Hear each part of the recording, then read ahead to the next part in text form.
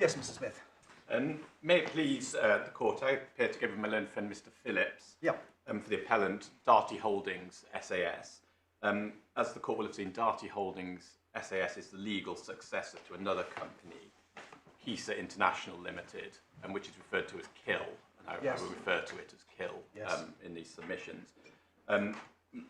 Darty Holdings SAS and KIL completed a cross-border merger in 2018, pursuant to which Darty Holdings became the legal successor to KIL. As the Court will have appreciated, that's why Darty is the appellant and the respondent to the you claim. can take it that we've read the judgment and the skeleton arguments, including your revised skeleton. Yes. So thank you very much. I'm grateful, my Lord. So the Court will have seen my learned friends Mr. Gledhill, Mr. Necessian appear for the respondent, Mr. Carton-Kelly. He is the liquidator of Comet Group PLC, now known as Comet CGL Realisations Limited. I'll refer to that company as Comet, if I may. Comet carried on business as a fairly well-known electrical retailer, as the Court will have appreciated. It went into administration in November 2012 and then in liquidation in 2013. As the Court will have seen from the judgment, the present appeal arises out of a transaction that took place in February 2012. Prior to that time, Comet formed part of a group of companies called the HESA Group. That was a group of companies whose shares were listed on the London Stock Exchange. It comprised some European retail businesses as well as Comet. And in February 2012, the HESA Group sold Comet, together with its captive insurer, which is an entity called Triptych, to a purchaser called OpCapita. The form of transaction was what is sometimes called a dowry transaction colloquially. And that's because, as you will have seen from the judgment, the shares in Comet and Triptych were sold for nominal consideration of £1 in each case. And HESA made a net payment of some £36 million to OpCapita. So it's a case where the seller in effect paid the purchaser. The £36 million was in effect the dowry. Now, as part of the arrangements put in place to effect that disposal, and in order to achieve a clean break with the entities being sold, certain intercompany lending, which had been in place between Comet and Triptych, and the remainder of the HESA group, was repaid. That was in effect settled as part of that corporate transaction. And part of that intercompany lending, which was repaid, was an intercompany lending facility which had been made available by KIL to Comet. Now, KIL was the HESA Group's treasury company. That was its function in the group prior to the sale. And it had made available to Comet a revolving credit facility, and that's referred to, you'll have seen this in the judgment, the KIL RCF. Now, the liquidator has in effect identified that part of the disposal transaction and alleged that the repayment of the KIL RCF was a preference within the meaning of Section 239 of the Insolvency Act. And as you will have seen, that contention was upheld by Mrs. Justice Falk, as she then was in her judgment of the 17th of November 2022. Now, with respect to the judge, we contend that her judgment was wrong. And in particular, we say the judgment was wrong in three key respects. First, on the question of desire to prefer.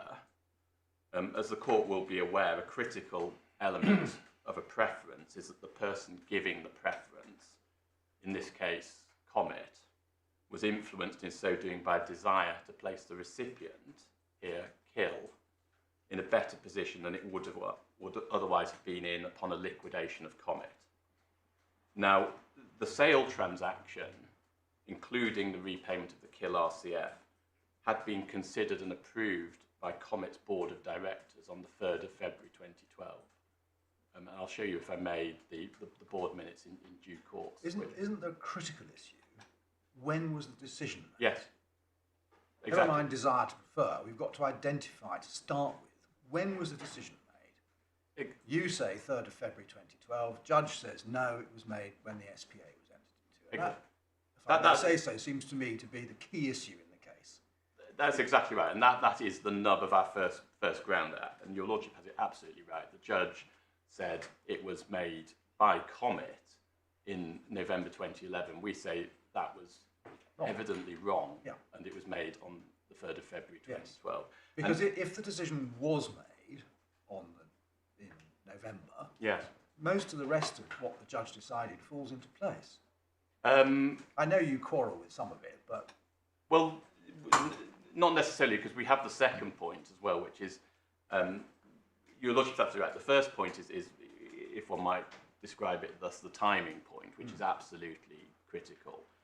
Because if we're right that it was the 3rd of February 2012, then it is conceded on the other side that the board of Comet at that time did not have the requisite desire exactly. to defer. So That's why it's critical. if you win on that point, you win the appeal. We do, exactly. Now, the second point, which is in effect a fallback to our position on the first point, is that, again, in relation to desire to prefer, we say that the judge erred for a further reason. Now, this is assuming we're wrong and that the decision was made by Comet in November 2011. And we say that the judge was in any event wrong based on the inference that she drew that the relevant individual, who's a gentleman called Mr. Enoch, in fact had the requisite desire to prefer kill when, for these purposes, ex hypothesi, a decision to repay the kill RCF was taken by Comet in November 2011. And the reason why we say the judge was wrong about that was that she accepted that there was never any prospect of Comet entering into insolvent liquidation with the kill RCF being outstanding.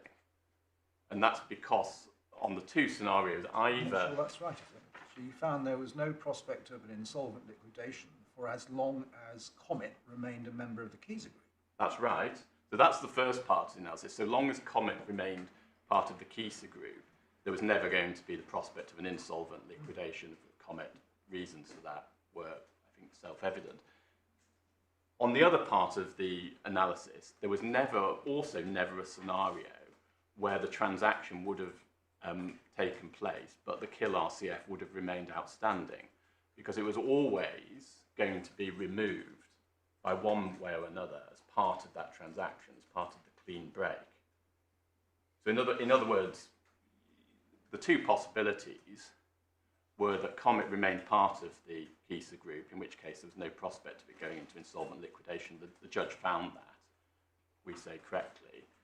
The alternative is that Comet was sold to Op Capita, in which case the kill RCF was always going to be removed one way or another. And if it hadn't been dealt with by repayment, it would have been dealt with by assignment, capitalisation or waiver.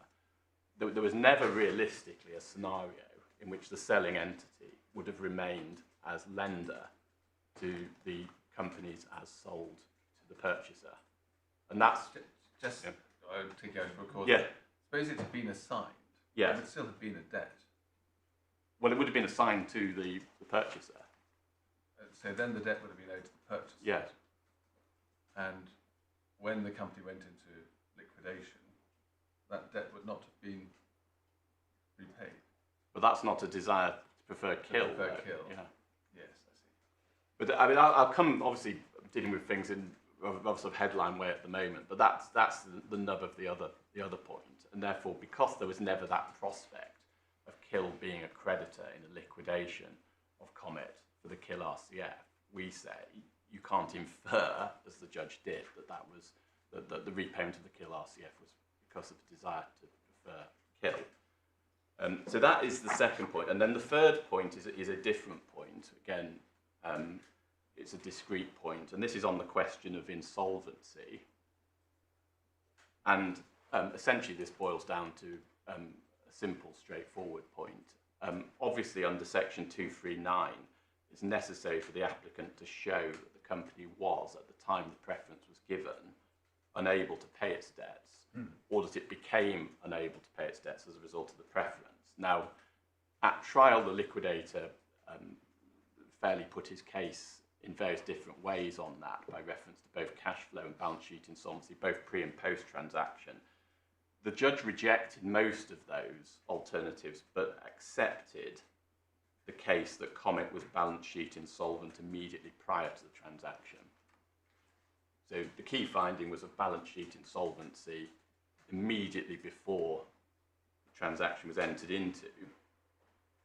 And we say that her assessment was simply wrong. And the reason why it was wrong related to the treatment of the KIL RCF, which she simply took into account at full face value. So treated it as if it was presently due debt. And in our submission, that was wrong because the evidence was that Comet wouldn't have been put into liquidation whilst it remained part of the KISA group, and indeed there'd been a letter of comfort given in relation to that liability. It was therefore inappropriate wrong, we say, simply to take that type of future and contingent liability into account at full face value. And the amount of that liability, which was £129 million, makes all the difference in relation to the question of balance sheet insolvency. That is in effect the key item. It moves the dial one way or another. And that is essentially the point on insolvency. Now, as the court will have appreciated, we appeal on these 3 points with permission to appeal given by the judge. As my lord observed, it's sufficient in order to succeed on the appeal for us to succeed on any one of the points. Each one is a discrete, freestanding ground of appeal. Now, Just yes. picking up your last point, Yes. what should the judge have done? Well, she should have asked herself the question, which is, standing back, looking at the facts, is it reasonable to think that this company will be able to pay its debts as they fall due? So that's the fundamental question you need to ask yourself. It's essentially a practical commercial question. You look at what is likely to in fact fall due, and you look at what is likely in fact to be able to meet it. You say she shouldn't have found that Comet was balance sheet insolvent. Correct. So what should she have done with the KIL RCF? Well, she should have taken in. She should have, in effect, discounted it as part of the balance sheet insolvency analysis, because the evidence was that so long as Comet remained part of the KISA group, and that wouldn't have been called in because it was accepted by the judge that Comet wouldn't have been forced into insolvency whilst it remained part of the KISA group. So she should have ignored it completely, or what? Yes, for the purposes of asking, what is actually the question on balance sheet insolvency, which is it reasonable to expect that this company will be able to pay its debts or not? If one of those debts is something you have reason to think won't actually in practice be called in, then in our submission it's wrong to find the company's balance sheet insolvent on the basis of a liability which you know, as a matter of realistic commercial practice, won't in fact be demanded. And ultimately on that point we do say there's a tension between her finding, which we say was rightly made, that Comet wouldn't be put into insolvency whilst it remained part of KISA, and her finding in relation to balance sheet insolvency that one treats that KIL RCF in full as if it was a presently due liability and say that the company is insolvent because it can't pay that. In our submission, that's a commercially unreal approach. So that's, I mean, I'm going to come and obviously develop these, but that's the basic landscape.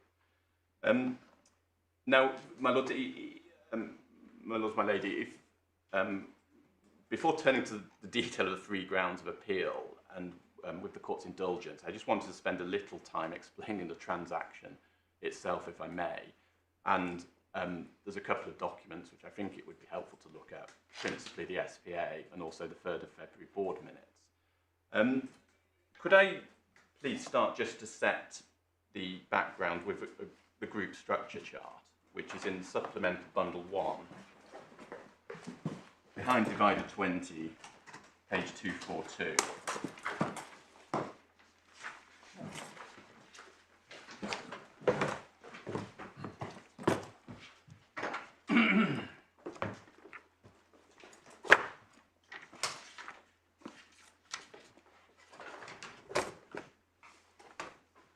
It's headed target group structure, but essentially this is the group structure pre-transaction. And all that I think really matters for our purposes is the part at the top. The court will see right at the top, CGL Electricals PLC. That was the top holding company. That was the entity whose shares were listed on the London Stock Exchange. Then immediately below that is CGL Holdings Limited. And then underneath CGL Holdings Limited is Comet Group PLC and Triptych Insurance NV. And those are the two entities which were sold as part of the transaction. And it was the shares in each of those companies that were sold by CGL Holdings Limited. And that is the basic structure. Now, so far as the transaction, where does kill feature on this? the kill isn't, I'm afraid, isn't on this structure chart. So kill is in effect a lender. We don't have kill on this one, but kill is simply a lender into Comet, and also a debtor of Triptych. We'll see, my lord, if we can find one with kill on as well. But the ownership of kill, I don't think matters. I mean, what does matter is that kill was a creditor of Comet and a debtor of Triptych. Now, so far as the transaction is concerned, there was obviously quite a considerable amount of hinterland leading up to November 2011. For the purposes of this appeal, we can obviously go straight to the chase, as it were, which is the events which took place at the beginning of November 2011. If your lordships go to tab 22, at page 269, you have the CGL Electricals PLC board minutes of the 7th of November 2011.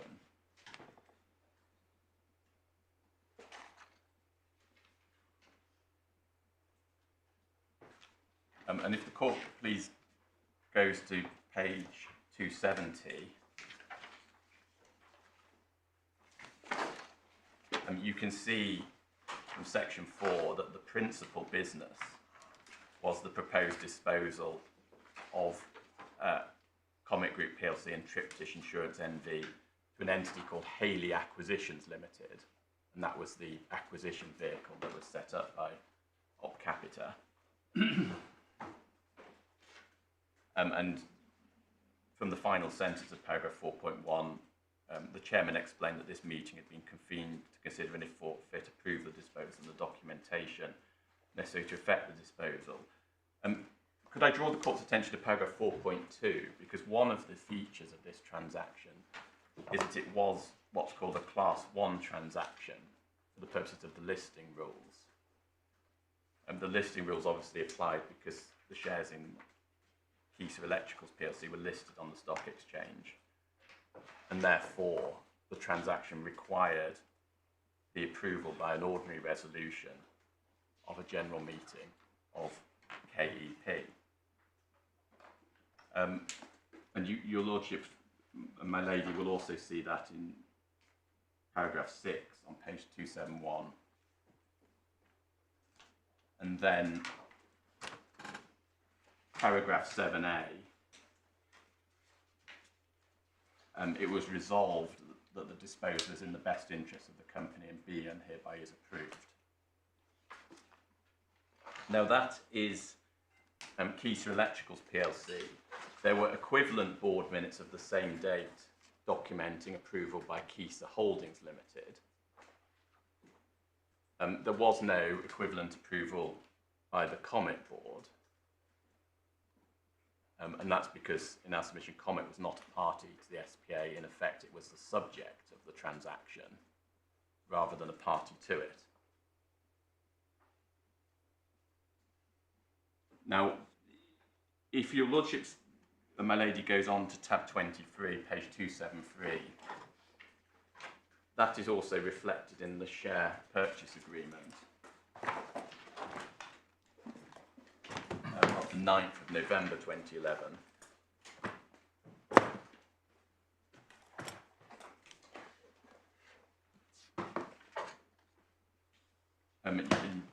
you can see from the opening page, share purchase agreement relating to the sale and purchase of the entire issued share capitals of Comet Group plc and Triptych Insurance NV.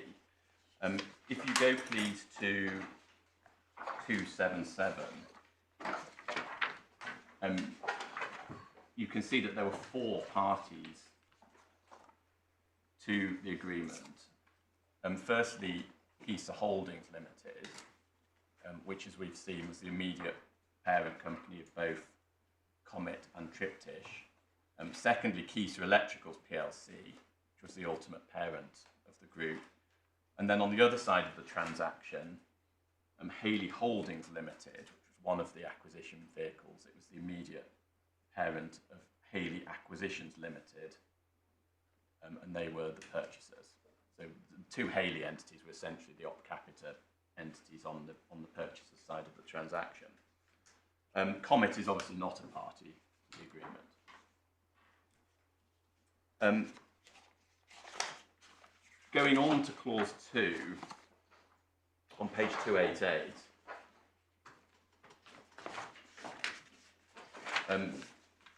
you can see that the sale and purchase transaction was in essence straightforward.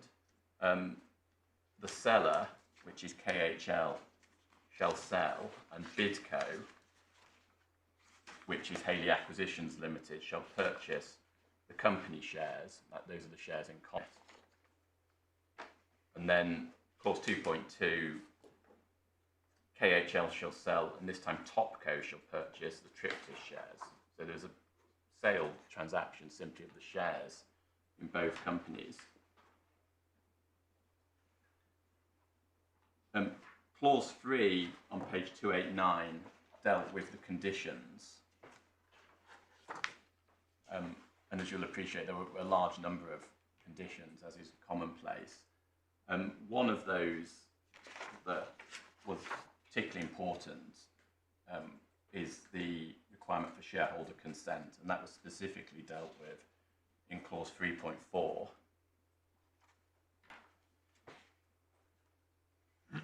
And then page 293, clause 5, the consideration for the shares that was being paid. Sorry, where are you? Clause 5, page 293. Yeah.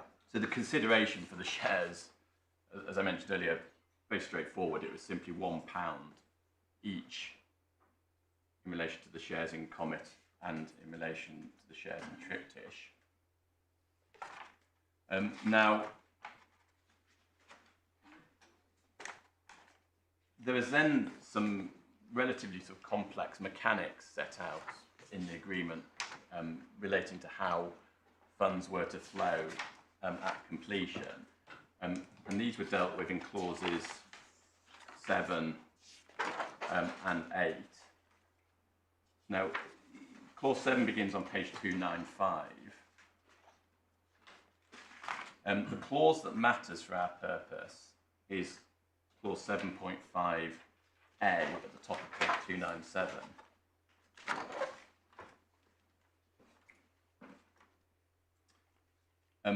7.5a provides that the purchasers, so those are the 2 Haley entities which we saw earlier, shall procure that there is paid by or on behalf of each relevant member of the group. Now that is the group are the entities being sold, to each member of the retained group, and the retained group is the entities that aren't being sold, the amount of the group debt which that member of the group owes to that member of the retained group. So that is an obligation on the purchasers to procure the repayment of any debts that are owed by the entities being sold to the entities which aren't being sold. And that captures the KIL RCF, which is a debt owed by Comet to KIL. And we'll come back to it, but we obviously rely on the fact that under this agreement, that was a forward-looking obligation which was to be satisfied by the purchasers at completion.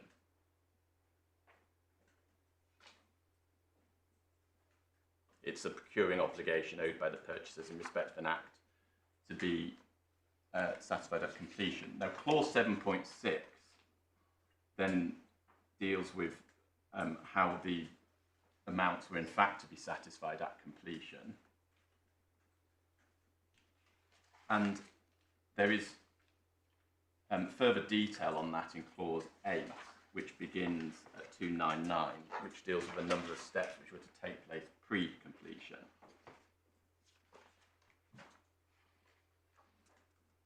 Now, if your lordship and my lady go to page 300, how this works was that the repayment was split in effect into 3 tranches, which are called tranche A, tranche B, and tranche C.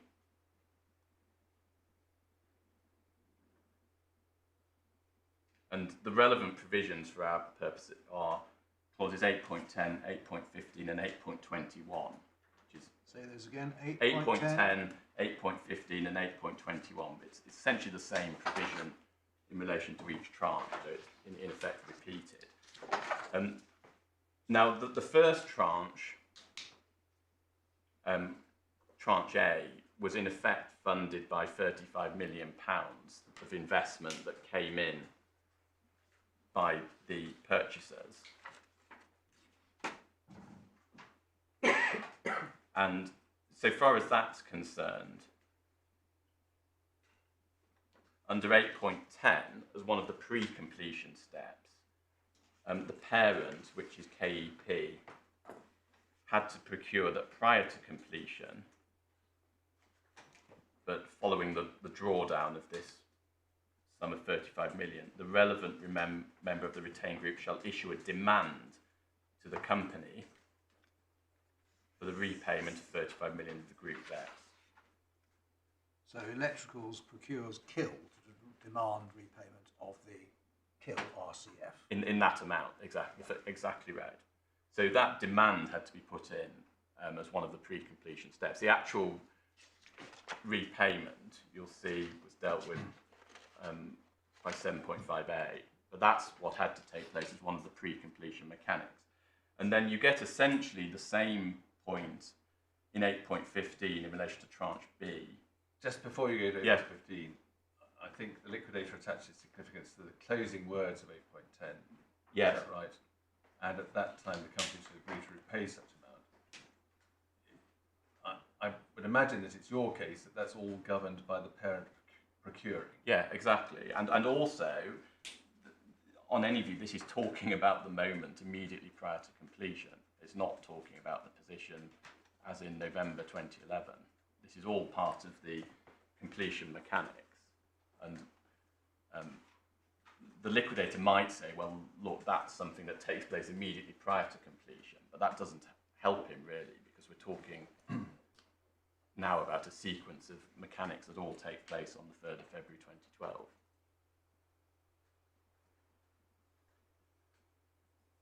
And then you get essentially the same point in relation to tranches B and C, because you have the same provision in effect in 8.15 and 8.21. Tranche B is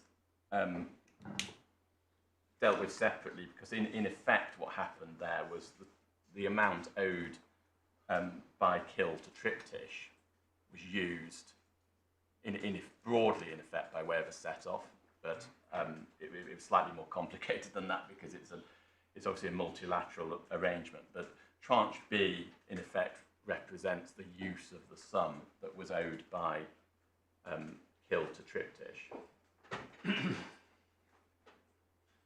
And then tranche C was the balance.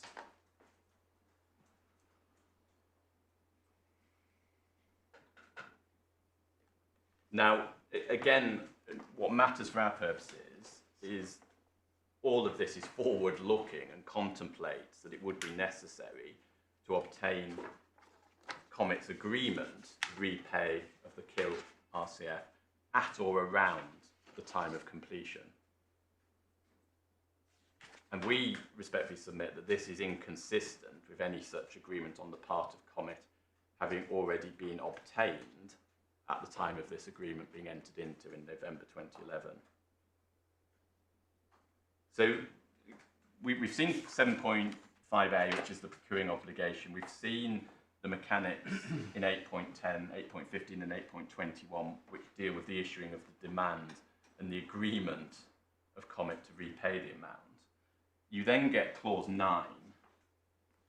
Yeah, it's a very complicated definition of completion date. Can you just unpack it and tell me what The definition of completion date. you've got effective dates and initial effective dates and goodness knows what. I will do my best. It is quite a complicated agreement. So if you go back to 279, Yeah. So it's the business day after the effective time. Yes. And then the effective time is the initial effective time. Yes. Or something else, but before the long stop date. So I just want to know what this is all envisaging. Well, I mean, the initial effective time is the 31st of January 2012, Right. which is page 281. Yeah.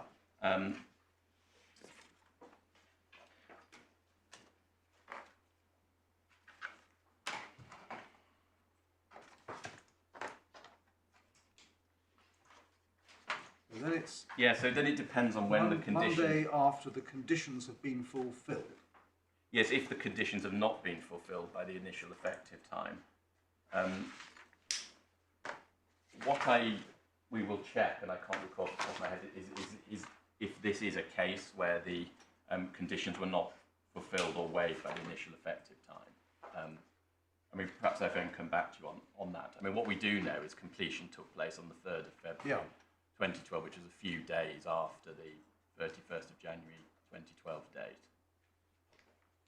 But it was clearly envisaging, and this maybe the point your lordship's getting at, that completion was going to take place sometime later, and in particular not before the end of January 2012.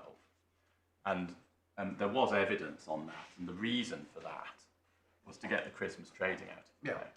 So essentially What was one of the conditions approval by Comet of the transaction?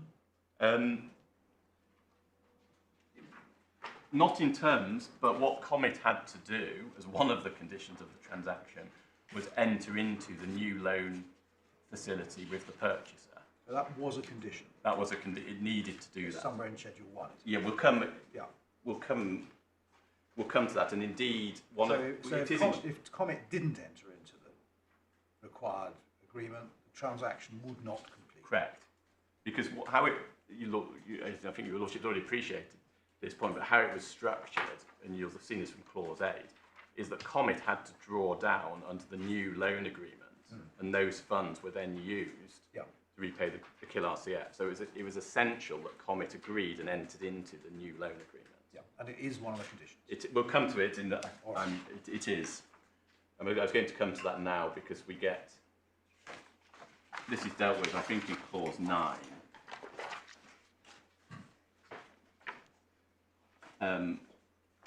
Because this is one of the things that has to take place at completion. So if your lordship goes to clause 9.2, at completion, the seller shall do those things listed in Part A of Schedule 2, and the purchasers should do those things listed in Part B of Schedule 2. That assumes that completion can be compelled. It assumes that completion can be compelled. Well, isn't it? I mean, the point of the condition is you can't compel completion until the condition has been satisfied. Well, how the agreement worked was that, I mean, let me show you the schedule. So if you go to Schedule 1, you've got a number of conditions to completion. Yes.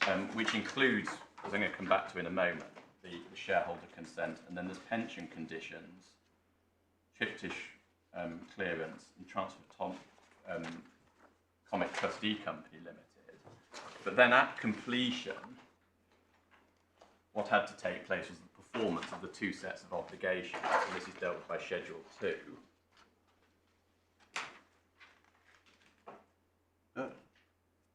Approval, entry by Comet into Yes. the documentation required to give effect to the repayment is not a condition precedent to completion. Well, except that what had to happen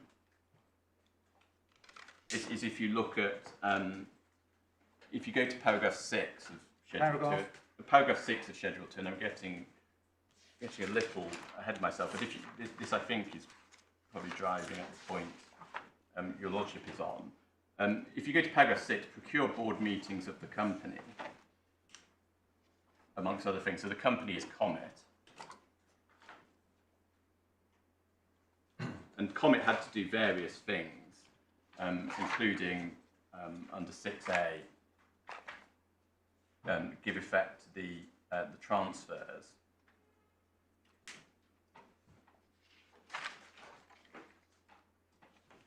And then what had to happen under paragraph 8 is the sellers had to procure the payment by way of telegraph transfer of any amounts owed by the part of the group being retained to the group being sold. But also under 11A, what the sellers had to do, sorry, what the purchasers had to do was pay the sums in the other direction.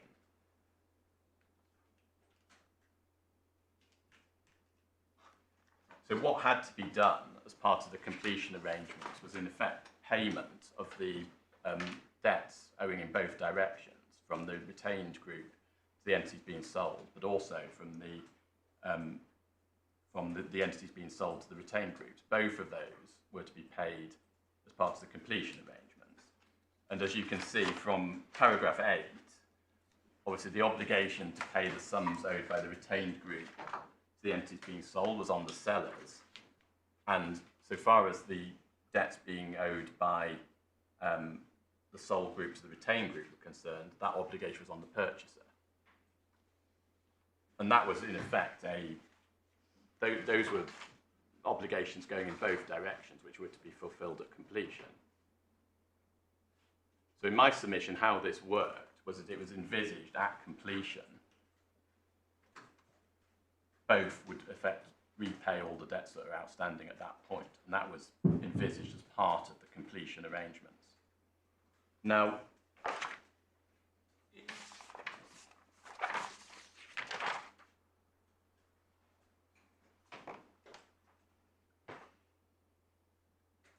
one of the points that is relevant at this point, and this goes to something the judge found. Move on, Yeah. sorry.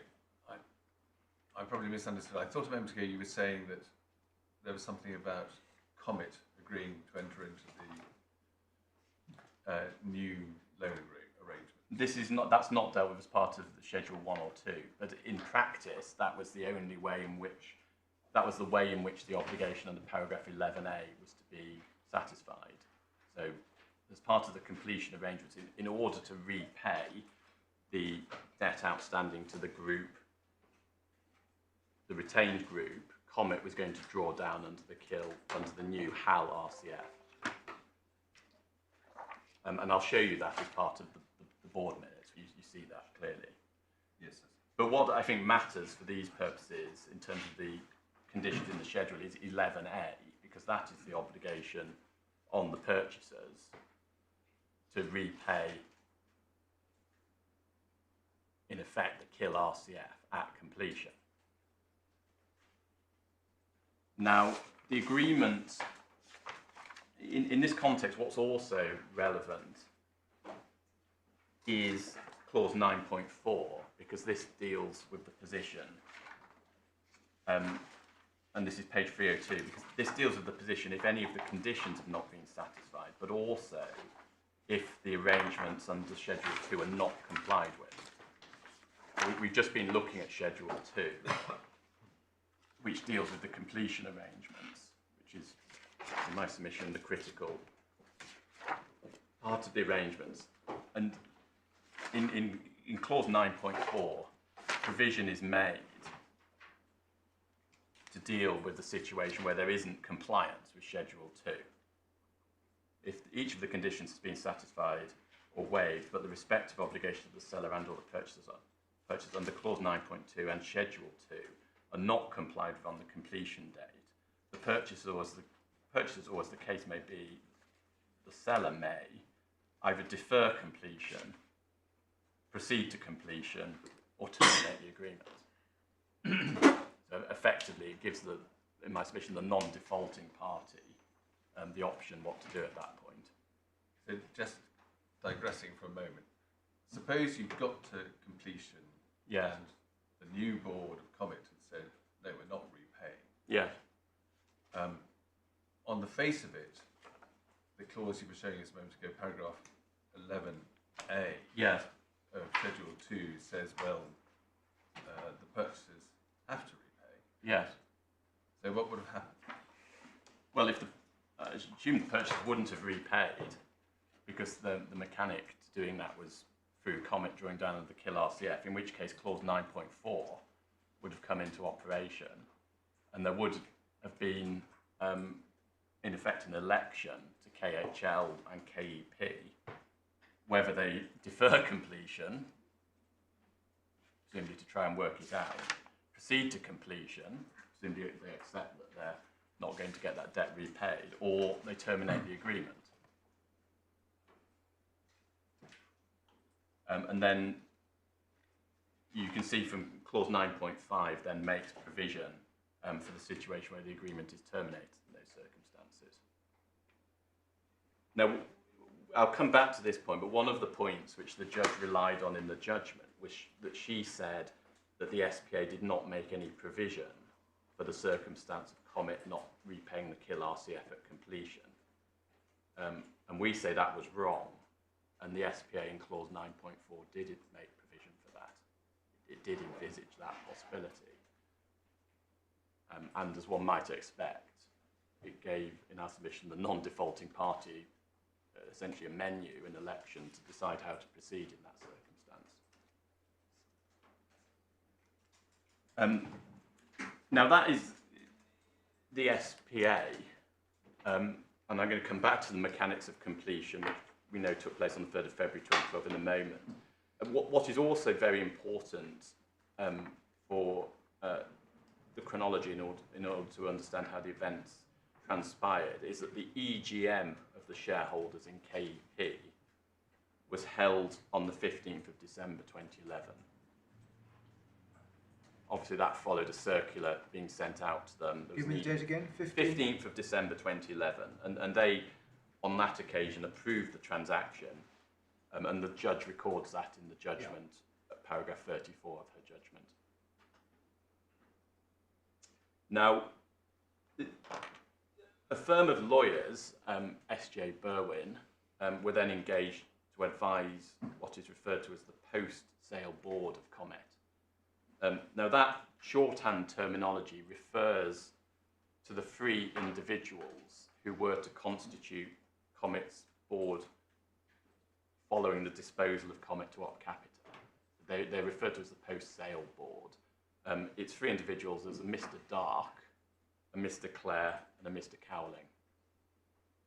And I think the judge uses this terminology in the judgment. The parties have referred to them as the post-sale board. I think the new board is what she calls it. Or the new board, exactly. Now, they were advised by S.J. Berwin from at least the 12th of January 2012. Now, completion took place on the 3rd of February 2012. There is a completion agreement, which is behind tab 26.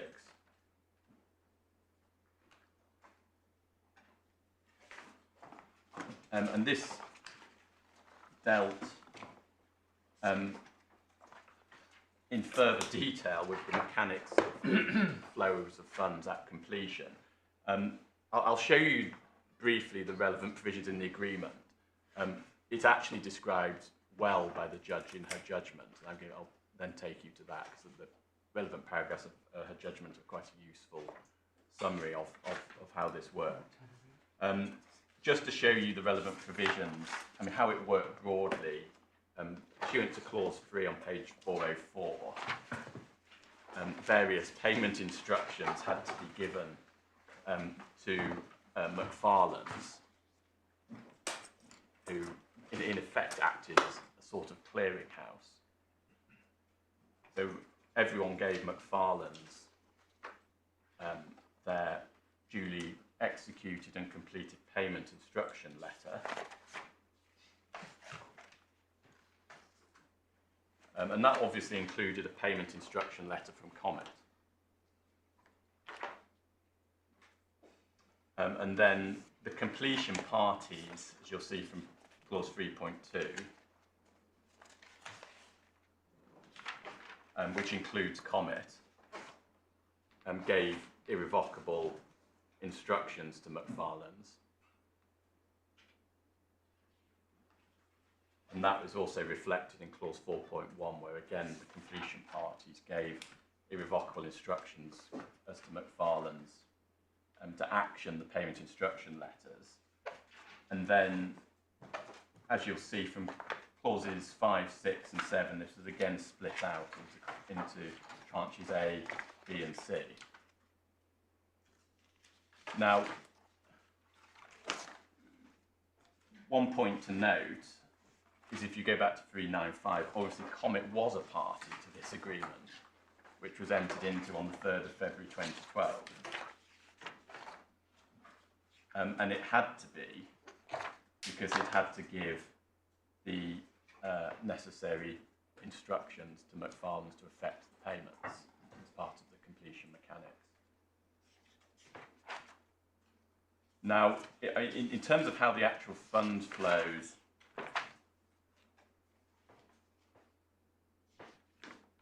well, perhaps so, before I go there, just to make my point even clearer, perhaps, if your lordship just goes to the definition of payment instruction letters, which are on page 400, maybe worth picking up this point as well. There's various payment instructions that were envisaged, which were required to be given, which were to be subject to a payment instruction letter. They are given in different forms, depending on who party is giving the instruction. But if your lordships go to page 402 to take the example of the step 8.10 payment instruction. 402?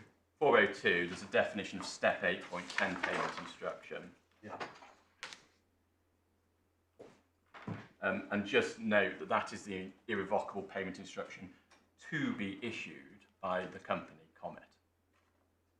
And you get the same point in step 8.21 payment instruction at the bottom of the page.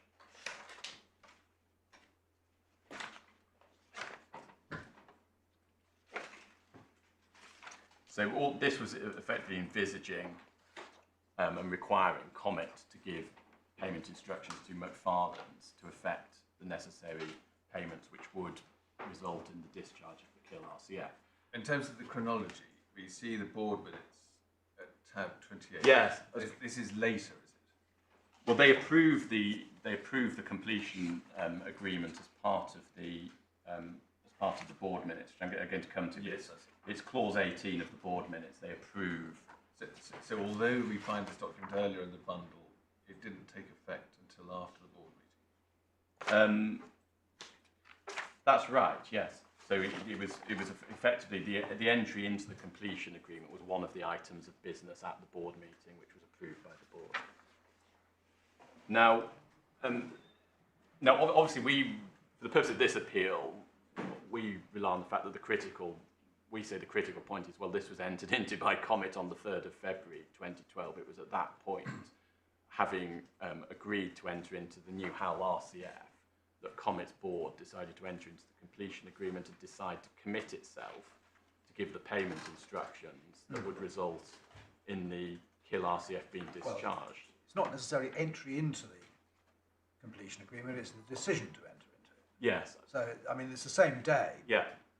Yeah, your lordship's exactly right to pick me up on that. It's the decision to enter into the completion agreement is the critical point. But that was done, we say. You say that's the board meeting, yeah, which immediately preceded actual entry into the agreement. Exactly. And just to pick up an irrelevant point. The signature we see at 413 on behalf of Comet.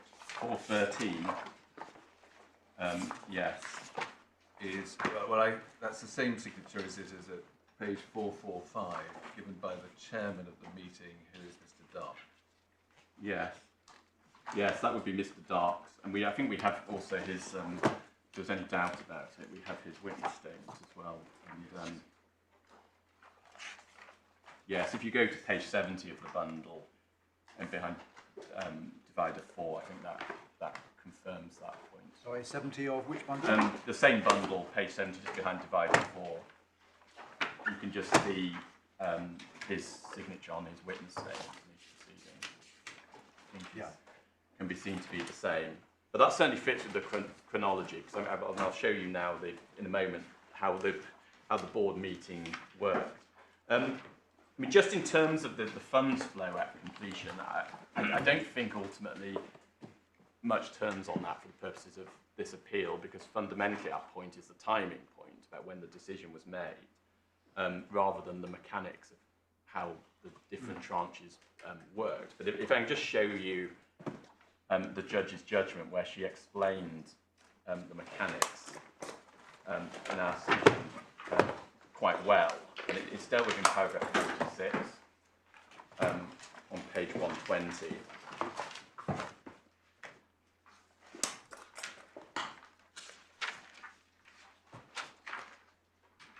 And essentially how this was to work was that the pump was to be primed, if you like, by 35 million coming in from the new investors and 78.46 million coming in from Kisa.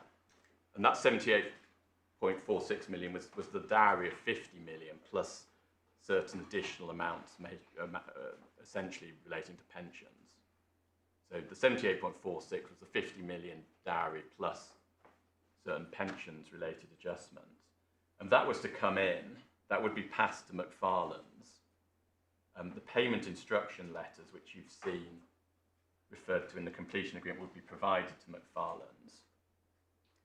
And then, as she says in B, under clause 5, via the payment instructions, first of all, the 35 million would ultimately be lent by HAL to Comet and then used by Comet to repay 35 million of the KIL RCF.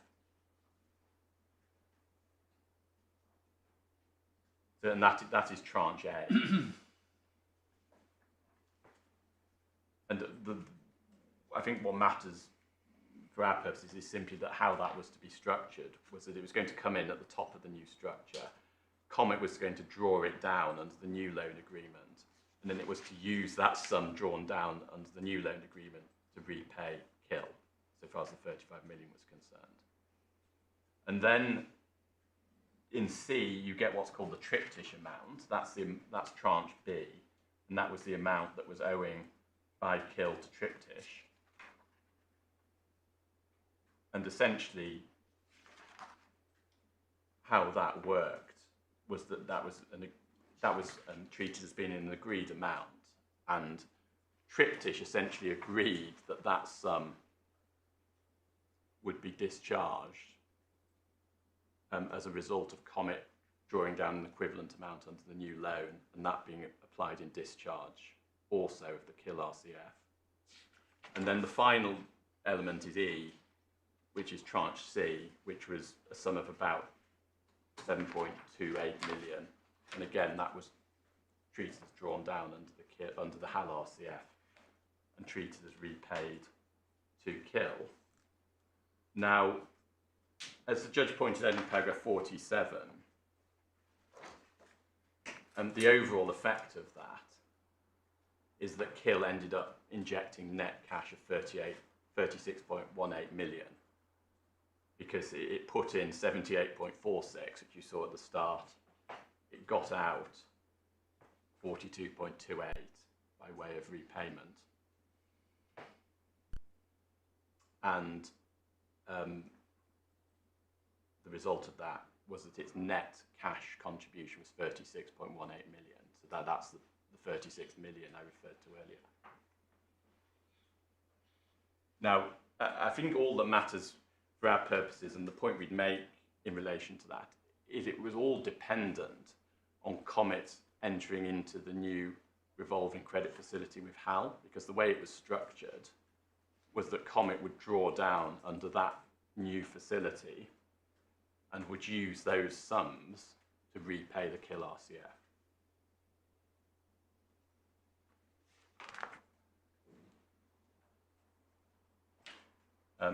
So that is the funds flow.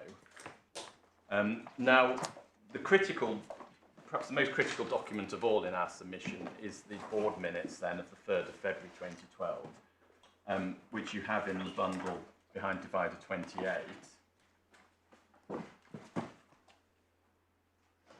And this is obviously the board meeting of Comet Group Limited, the company that we're concerned with. Now, one of the things that's important about this meeting is the chronology of events, because there was in effect a change in the constitution of the directors part through the meeting. And you can see that from the way in which the attendances are recorded at the top of the minutes. So Mr. Dark is recorded as being present throughout because he was a director throughout. Mr. Enoch, present only for items 1 to 13, because he then ceased to be a director, and indeed he then left the meeting. And Mr. Cowling and Mr. Clare are only present from items 10 onwards. So broadly, there's two parts to the meeting, and the constitution of the board changes in the course of the meeting. And one is left within the second part of the meeting is the new board or the post-sale board. Now, if the court goes, first of all, to paragraph 2.2, you can see that the chairman explained that the purpose of the meeting was to consider and, if thought fit, approve certain matters in connection with the acquisition. And there's various matters set out there.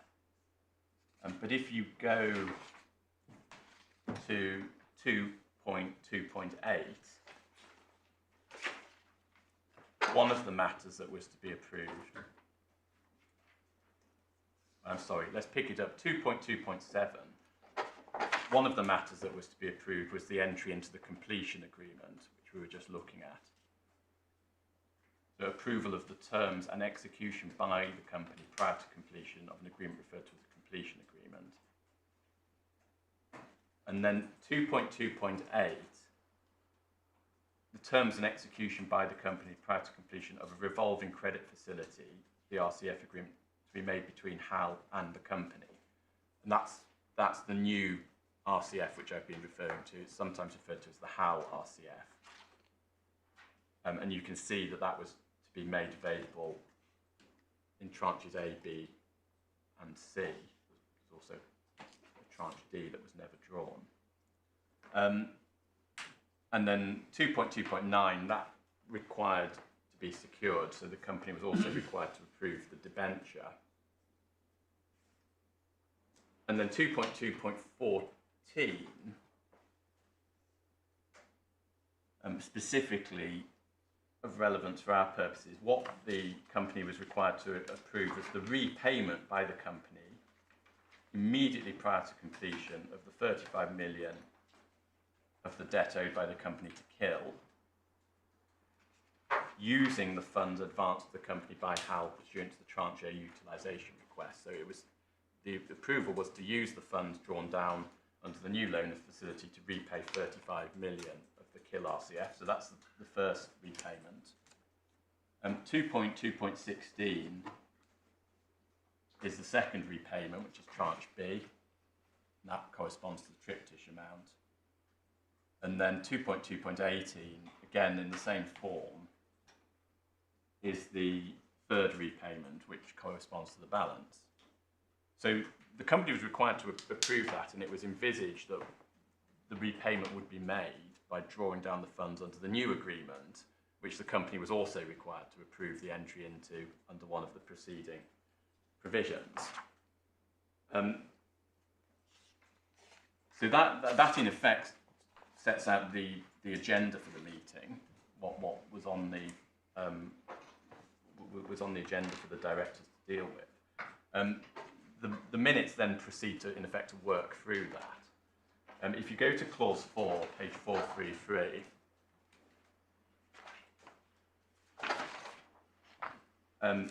4.1, they refer to the KIL RCF, which is the 300 million revolving multi-currency intercompany loan agreement, 6th of July. The sum owing under that agreement is 129 million. And they then agreed that 13.6 million odd of that would be capitalised. And that was to meet the net debt requirement in the SPA. So they essentially do that first of all, which brings the amount of the debt down to approximately 115 million.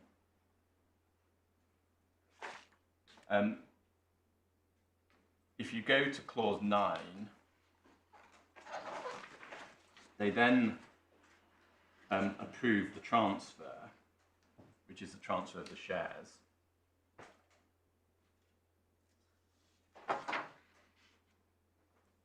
Sorry, which shares are those? So those are the shares in Comet. Why should Comet approve transfer of its own shares? Because it had to approve the registration of the shares in its register of members. Right. So it did that. And indeed, I think you can see that in 9.2. Any director is hereby authorised to update the company's register of members according to completion. And they agree to issue a new certificate in the name of Hal, which is now the holder of the shares. Clause 10, the new directors are appointed, which is Mr. Clare, Mr. Cowling, Mr. Dark, continuing. And then clauses 12 and 13, there's in effect a change of, this is the moment of change which I referred to earlier, because the resigning directors then resign and are excluded. So they leave. One has, in effect, a change in the course of the meeting of the board from the previous directors to the new board, or the post-sale board, as it's referred to. Now, that's important because it's then the post-sale board that proceeds to deal with most of the business of the meeting. And you can see from 15, they have various documents produced to them, which includes the draft RCF agreement and the draft RCF debenture, and also in 15.1.9, the final draft completion agreement, together with various payment instruction letters to be sent by the company, the forms of which are scheduled to the completion agreement. So that all of this was then, in effect, put in front of them. Paragraph 16, they then dealt with the current financial position of the company. And in 16.5, they concluded that the company was solvent. Now, the judge said they were wrong about that. We say they were right and that the judge was wrong, but I'll come back to that because that is part of our third ground. But what matters for these purposes, for my first ground, is that you can see that they are applying their mind to the question. And indeed, they specifically in 16.6 considered the question of preference. And then clause 17 in our submission is then very important because you then get what on any view is a substantive consideration of the terms of the documents. From 17.1, the continuing directors then considered the terms of each of the completion and finance documents. Particular note was made of the undertaking, covenants, guarantees and indemnities set out in the RCF agreement, and so on. 17.2, the continuing directors considered these terms, confirmed that they understood fully their effect and implications for the company. And then 17.3.1, the continuing directors had been advised that a number of provisions of the original drafts of the completion of financial documents provided to the company would, as between a commercial lender and corporate borrower, be subject to further negotiation. It had been possible to negotiate an improvement to some of these provisions, but the continuing directors had been informed that certain revisions to the completion of finance documents that they saw would not be accepted. Attempts to obtain finance facilities from Inter alia, HSBC, Barclays and Burdale have been unsuccessful on any terms. Now, in our submission, that indisputably shows that the continuing directors were engaging as a matter of substance with the documents that they were being asked to enter into, that they sought to negotiate them. They had been successful in achieving certain changes, but not others. But also, they looked at obtaining finance facilities elsewhere. So what we take from that is that this was a substantive exercise they were engaged on here. They were looking at this as a matter of substance. They were applying their minds to it. They were seeking to see if they could get, in fact, a better deal. And then ultimately, they continue with their considerations, which is set out in 17.4. They look at the cash flow forecasts. 17.5, they noted that they've been told that no written commitment would be provided in relation to any future drawdown request. And then 17.6, the continuing directors then considered the appropriateness of the company executing the completion of finance documents and thereby undertaking the obligations contained therein and granting the security. They noted their duties. They noted their duty in 17.7 to consider the interest of creditors as a whole. And then in clause 18, they decide to approve the entry into those documents.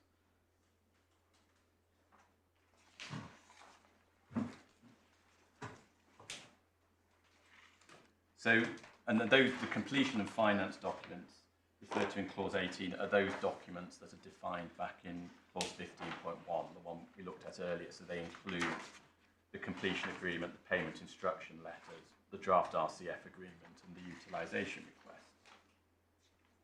And then in 18.3, any continuing director be and hereby is authorised to execute and deliver each of the completion of finance documents.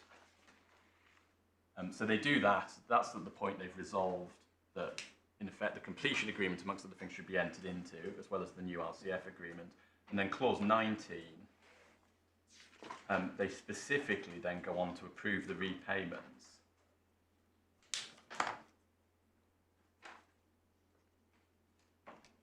I mean, that's dealt with specifically in 19, and they resolve in 19.5 specifically that each of the payments be and is hereby approved, and then at 19.5.2, any continuing director be and hereby is authorised to agree and execute all relevant documents on behalf of the company, and take all such actions as may be necessary or desirable in reconnection with the payments.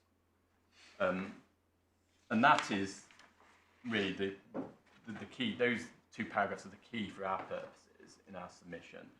But you also, I think, get clause 21, where they consider the effect and implication of the completion of finance documents.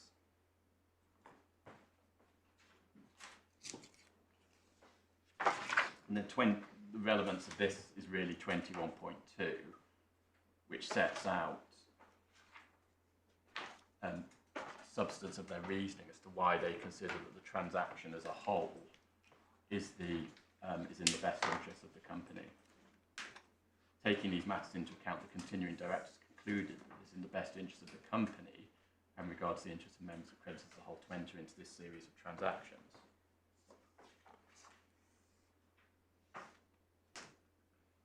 So that is that's what took place. And in our submission, that this was a substantive exercise. They were making a decision. They thought they were making a decision. They had the power to make the decision, and that decision was the operative cause of the repayments being made. I'll come back and develop that in a moment. But that is the essence of what we say. There's no challenge. There never has been any challenge to the accuracy of these board minutes. And there is no challenge to the good faith of the post-sale board, and indeed it's conceded that they didn't have the requisite desire to prefer. And it's a consequence of that concession that we've got this somewhat convoluted case we're faced with, because the liquidator then has to find a different way of trying to reach his conclusion. And the way he tries to do that, which the judge accepted, was to effectively predate it. You have to go back in time and say, well, actually the decision was taken in reality in November.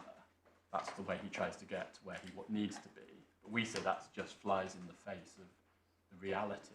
Well, the judge did find that there was a decision taken on the 3rd of February. She described it as a binary decision. Yes. But there was a decision. There was. And indeed, I mean, that's one of the curiosities of her reasoning I'm going to come to, because the way she looked at it, I think your lordship was right, was to say, well, they did have a decision to make, which was to enter into the transaction or not. That's the way she analysed it. And one can understand why she looked at it that way, but that was still a decision they had to make, and it was a consequence of that decision that the KIL RCF would or wouldn't be repaid. If they decided not to enter into the transaction, the KIL RCF wouldn't have been repaid.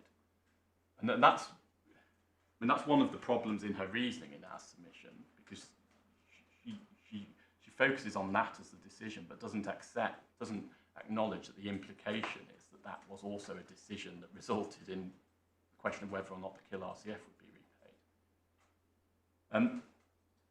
Just finally on documents, you'll be pleased to note, I just wanted to show you the triptych board minutes, which are at tab 29, because one point which in our submission one mustn't lose sight of is that this wasn't just Comet that was concerned with these arrangements. The other company was Triptych. And of course, Triptych was in the position of being a creditor of KIL rather than a debtor. And one of the things that had to take place was for Triptych to demand repayment of its own loan, which had been advanced to KIL, and then to loan the proceeds into the acquisition structure, so that they then came down to Comet and were then used to repay that part of the KIL RCF. And that was dealt with by Triptych on the 3rd of February 2012. You can see at 4.6, page 448, the directors of Triptych agreed to make the demand and agreed to make the loan, which was essentially to loan those proceeds into the acquisition structure. And one of the points we make is that there was no contention and no finding by the judge that this decision made by Triptych was made any earlier than the 3rd of February 2012. And the decision by Triptych was obviously itself an absolutely essential part of the transaction. So, my lord, those are the documents, and having done that, I think that will make it much quicker for me to make my submissions, because we've covered most, if not all, of the documentary ground I wanted to cover for the purposes of our appeal. So, my lord, I turn then to the first ground of appeal. Essentially, as my lord, Lord Justice Lewison observed, this is the question of when the relevant decision to prefer was made. Related to that is the question of by whom. It's uncontroversial that whether or not the requisite desire to prefer is present is to be assessed as at the date of the company's decision to do the thing which constitutes the preference. So, as I was corrected earlier, it's the decision to do the act that constitutes the preference, which is the key matter. And in the present case, that thing which was done was the decision to repay the KIL RCF, since it's that repayment which constitutes the preference. So, Shortly, the question is when and by whom the decision by Comet to repay the kill RCF was taken. Now, in our submission, really the starting point, indeed what ought to be the end point, is that Comet's board minutes, which are accepted to be accurate, record that this decision was taken by the post-sale board on the 3rd of February 2012. They expressly say that in section 19, and that's headed as the court's seen approval of the repayments. And as I said, there's never been any suggestion, let alone finding by the judge, that the minutes do not accurately and truthfully record the deliberation of the post-sale board. Now, at trial, the liquidator was driven to concede that no member of Comet's post-sale board had been influenced by a desire to prefer kill. And that concession was made in the liquidator's opening submissions at trial. And that was in light of evidence we'd been able to obtain from Mr. Dark and Mr. Clare, who were two members of the post-sale board. And they had been reluctant to give evidence in these proceedings. We'd managed to get eventually witness statements from them agreeing to give evidence. In light of those witness statements, which came in, fair to say, a fairly late stage in the proceedings, the liquidator then conceded in his opening that the post-sale board didn't have the requisite desire to prefer. Is it necessary to alight on a single date for the decision, or can there be more than one date for decisions which cumulatively amount to a decision to prefer? I mean, in practice, I would say you would have to identify a single decision, because you need to link the state of mind to the make of that decision at the relevant time. It's very difficult, it seems to me, that you can... I mean, I don't think, for example, you could say, well, you made the decision on day 1, but you had the requisite state of mind on day 50. I mean, I think for the purpose of preference, you'd have to identify a single moment when the decision was made, and the person making that decision had the rest of its state of mind, which is absolutely key to preference.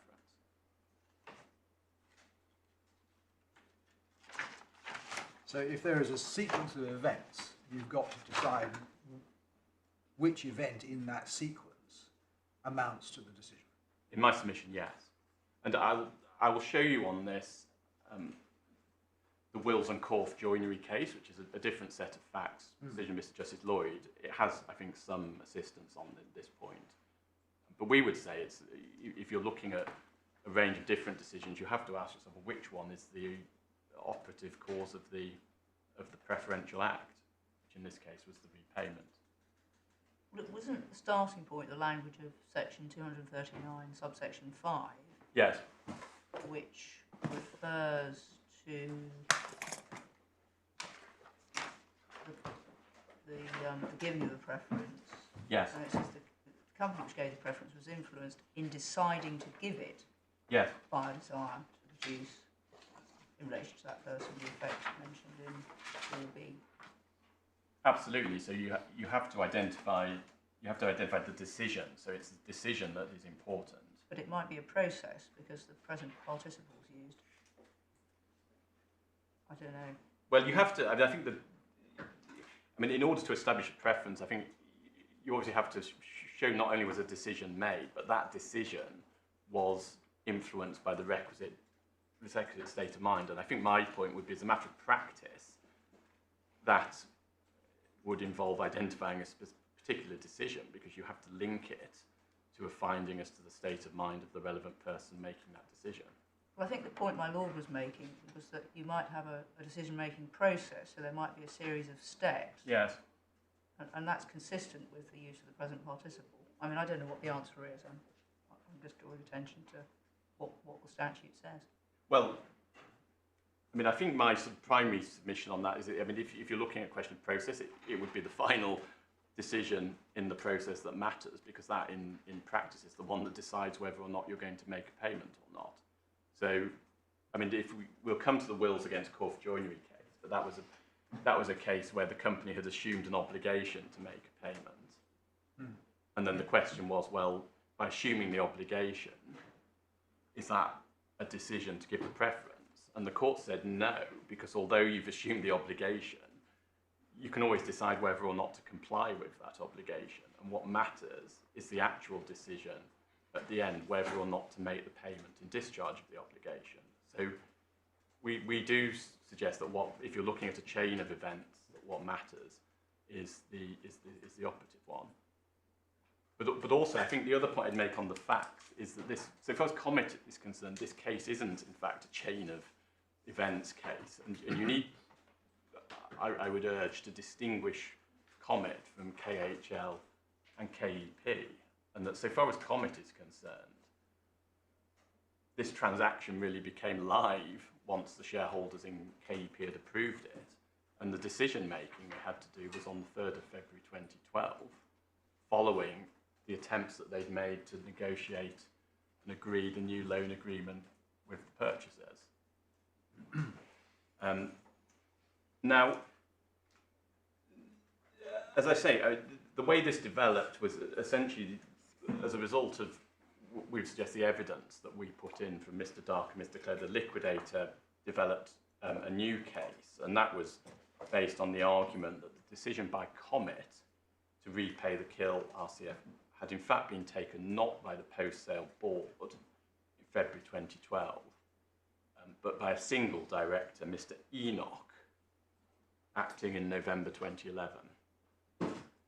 And the judge accepted that case, as the court knows, but we respectfully submit she was plainly wrong to do so. And essentially we say there was simply no evidence to support it. Now, if I can just show you the judgment on So you put it as high as no evidence? Yes. And if I can just show you the judgment on this, just to identify what the judge's reasoning was. You have the judgment in the core bundle behind divider 6. And she deals with this point in paragraph 238 onwards, which is page 161 of the bundle onwards. And essentially there's two parts to her reasoning, both of which are essential to the conclusion she comes to. The first is her conclusion that a decision was taken on behalf of Comet to repay the KIL RCF at the time that the SPA was entered into on the 9th of November 2011. And she deals with that in the first section, immediately following paragraph 238.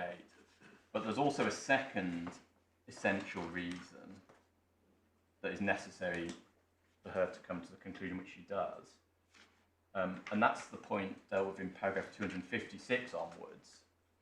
And that's her conclusion that the decision taken by the post-sale board on the 3rd of February 2021 was not the relevant decision. So what's necessary is for the judge to have had a basis for two findings. One, that there was a decision made by Comet at the earlier date, and second, that the decision which was taken on the 3rd of February 2012 was not the relevant decision. And we submit that both parts of that reasoning were wrong, not supported by the evidence. Now, as I say, the first necessary part was the conclusion that the decision was taken on behalf of Comet to repay the KIL RCF at the time the SPA was entered into on the 9th of November. Our submission is that there is no evidence to support that conclusion, and indeed it's contradicted by the evidence that was before the court. And there are 7 points I want to make, if I may, in support of that contention, which I think I can deal with relatively quickly because we've looked at a lot of the documents. The first point is Comet was not a party to the SPA. So the SPA itself, therefore, can't represent or evidence any decision by Comet to repay the KIL RCF. But also, there is no document of any kind which evidences such a decision by Comet. There simply isn't a piece of documentary evidence that supports the judge on this. She Yes, doesn't. but then she did say that quite a lot of documents have been lost or destroyed. Well, she did, but I think she also said she couldn't really draw any particular conclusions from that in that part of the judgment. I mean, obviously there had been a loss of email traffic of some kind. I think she came to the view that she couldn't draw any conclusions from that in terms of her findings one way or the other. But it certainly remains the case that, so far as the constitutional documents of Comet are concerned, there simply is no document that evidences a decision by Comet. So no board minutes, for example, recording such a decision, but also no other document of any other kind at all.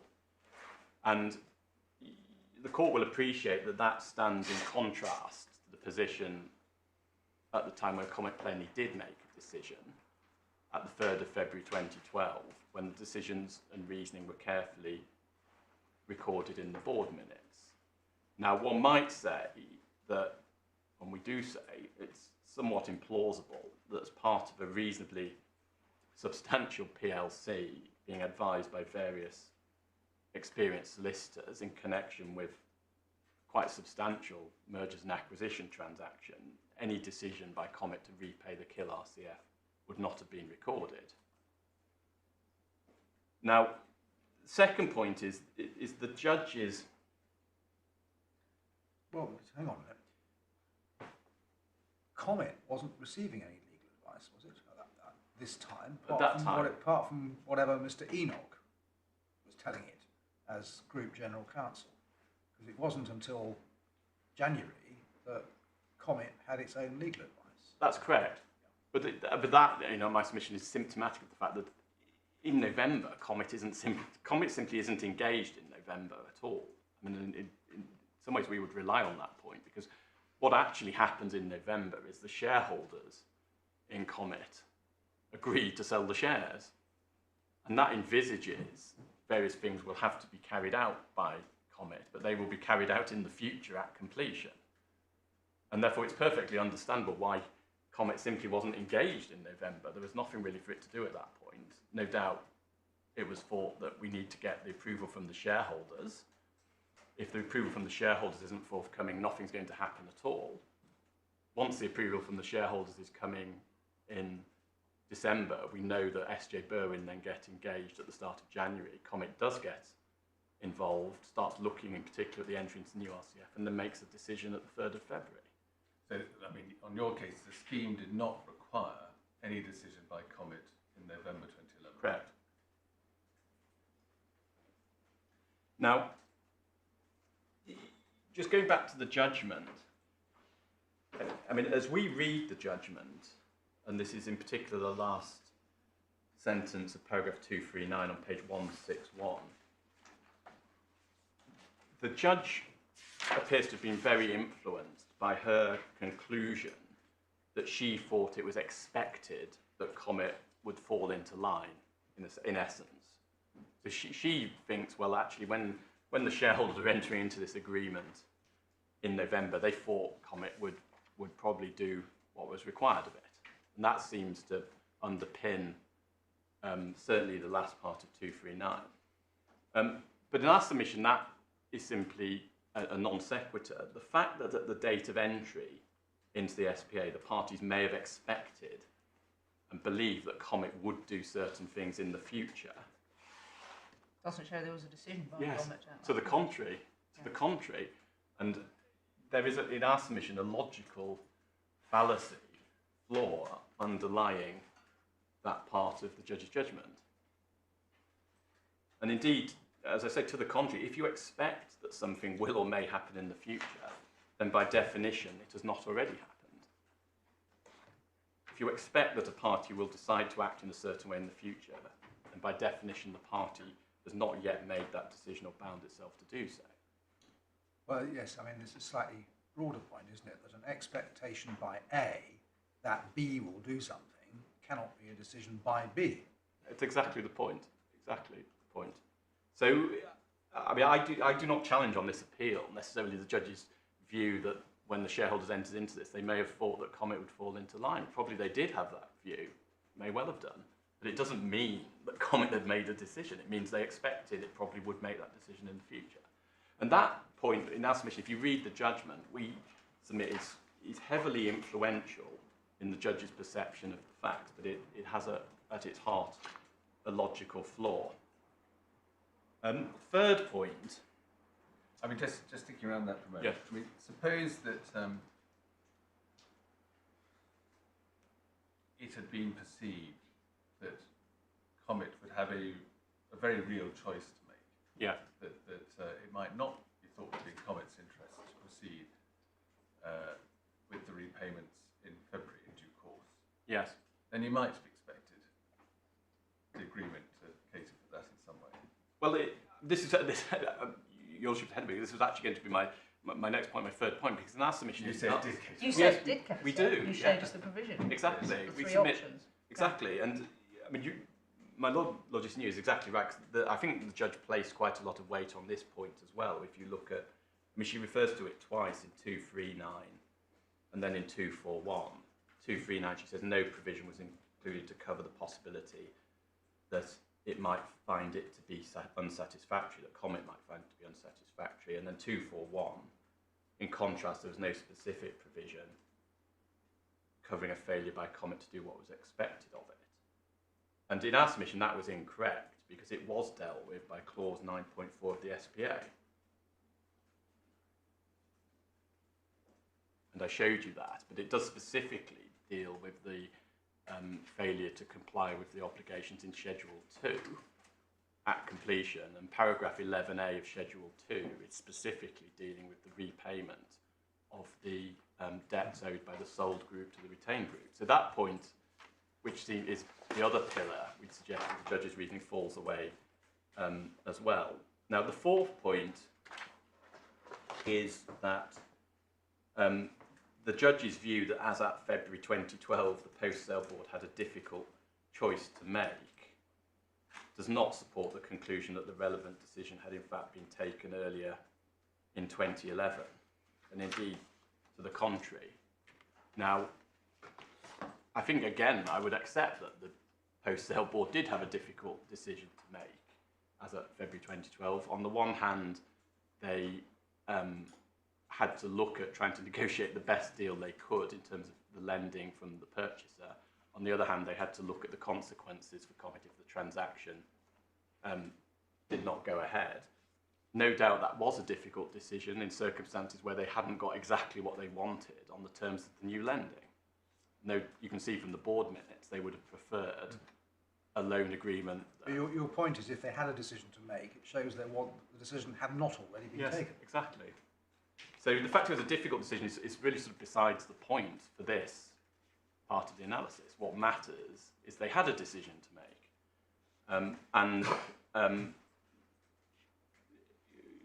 It doesn't really matter as to speculate what would have happened if they decided not to do it.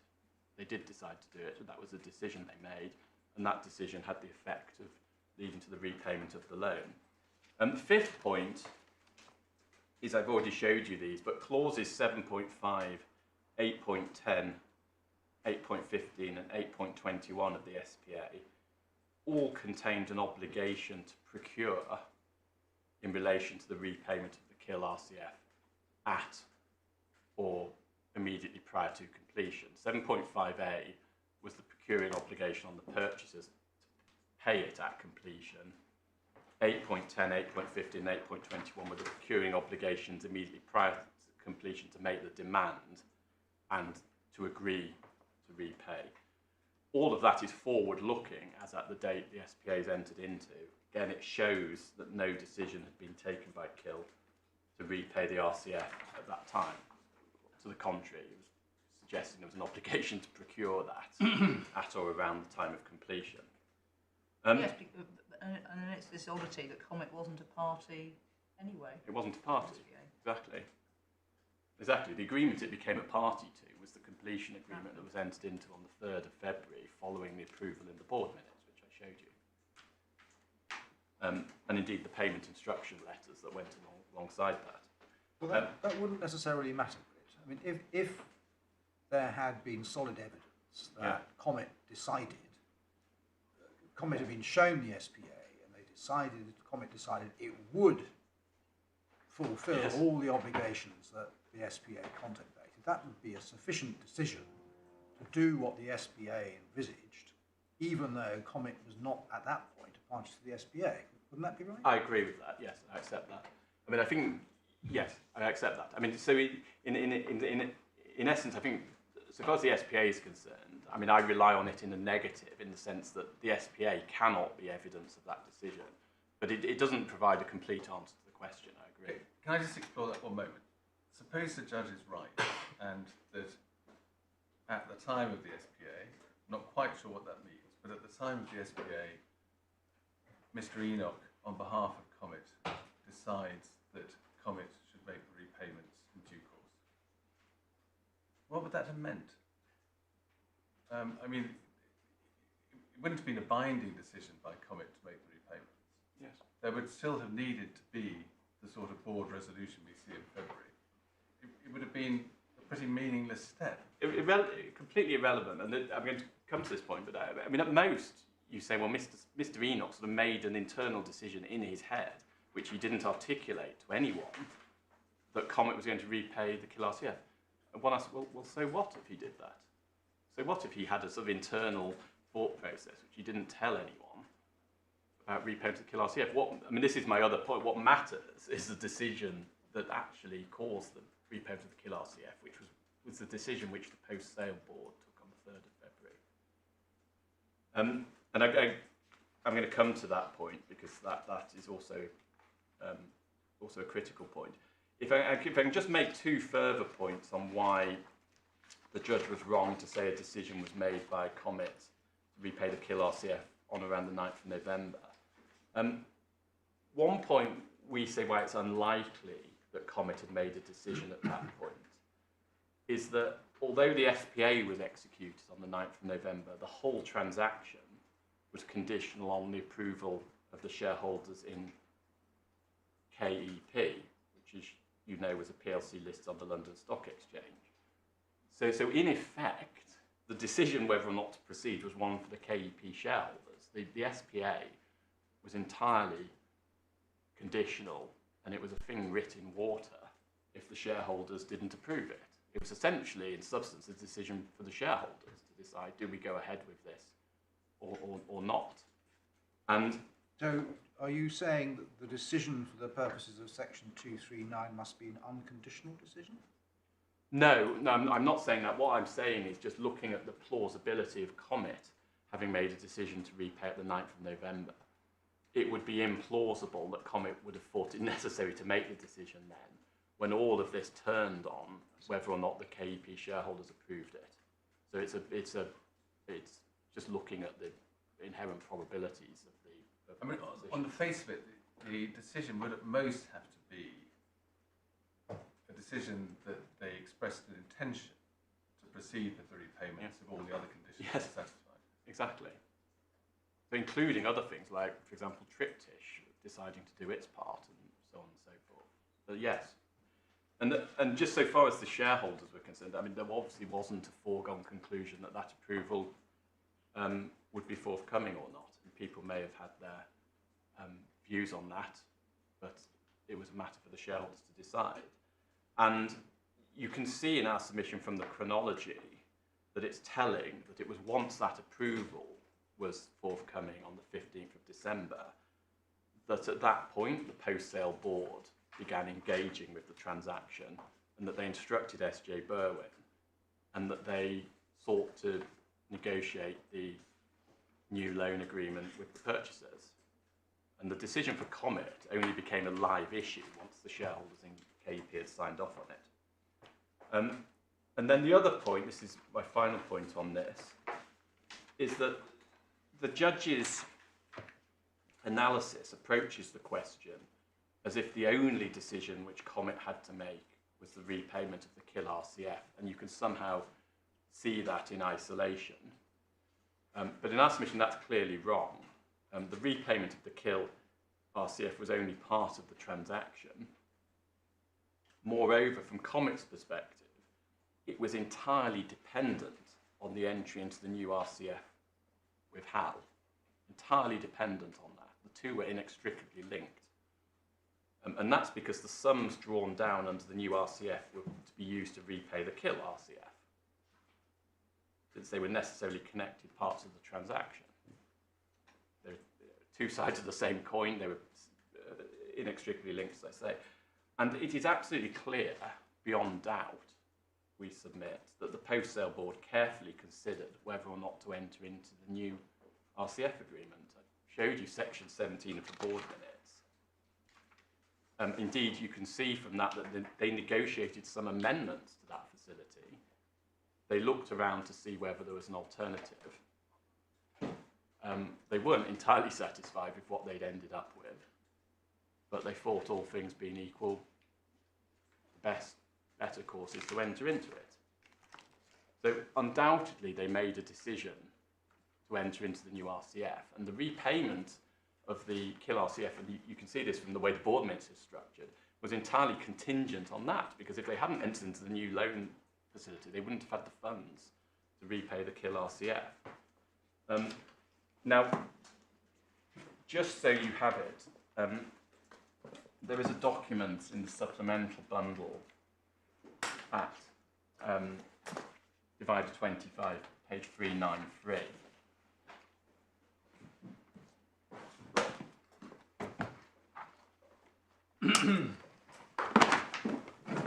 Which is also, I think, worth drawing to the court's attention alongside the board minutes. And it's headed notes in preparation for Comet board minutes. These were notes which were prepared by Mr. Dark, essentially his internal notes in advance of the board meeting. You can, I think, probably ignore section 1, which deals with him considering certain fees which were to be charged under the new lending arrangements by the purchasers. If you look at section 2, you can see that he is applying his mind essentially to the reasons why he thinks they should enter into the transaction with the new lending arrangement and the new financial structure under the purchasers. So, in our submission, it's indisputably the case that the post-sale board made a decision about the entry into the new loan agreement, the HAL RCF. And since the repayment of the KIL RCF was entirely dependent on that, then we submit it's obvious that no decision was made to repay that until they decided to put themselves in the position to do so by entering into the new loan agreement. Now, for all those reasons, we submit that the judge was simply wrong to say that Comet had made the decision to repay the KIL RCF on or about the 9th of November. There is also another flaw we submit in the judge's reasoning, in that it also depends on her being able to conclude that Mr. Enoch was acting on behalf of Comet on the 9th of November, and that it was he who had agreed on Comet's behalf to repay the KIL RCF at that time.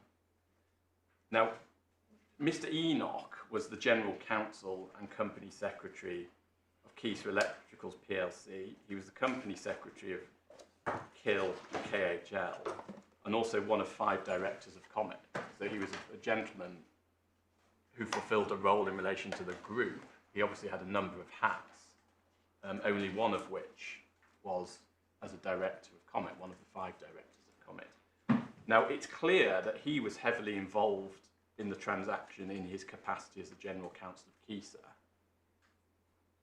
And the evidence was that he was, in effect, the one who was responsible for giving instructions to Slaughter and May. But there was nothing to suggest that as at the 9th of November 2011, he had made any decision concerning the transaction on behalf of Comet as one of Comet's directors. Now,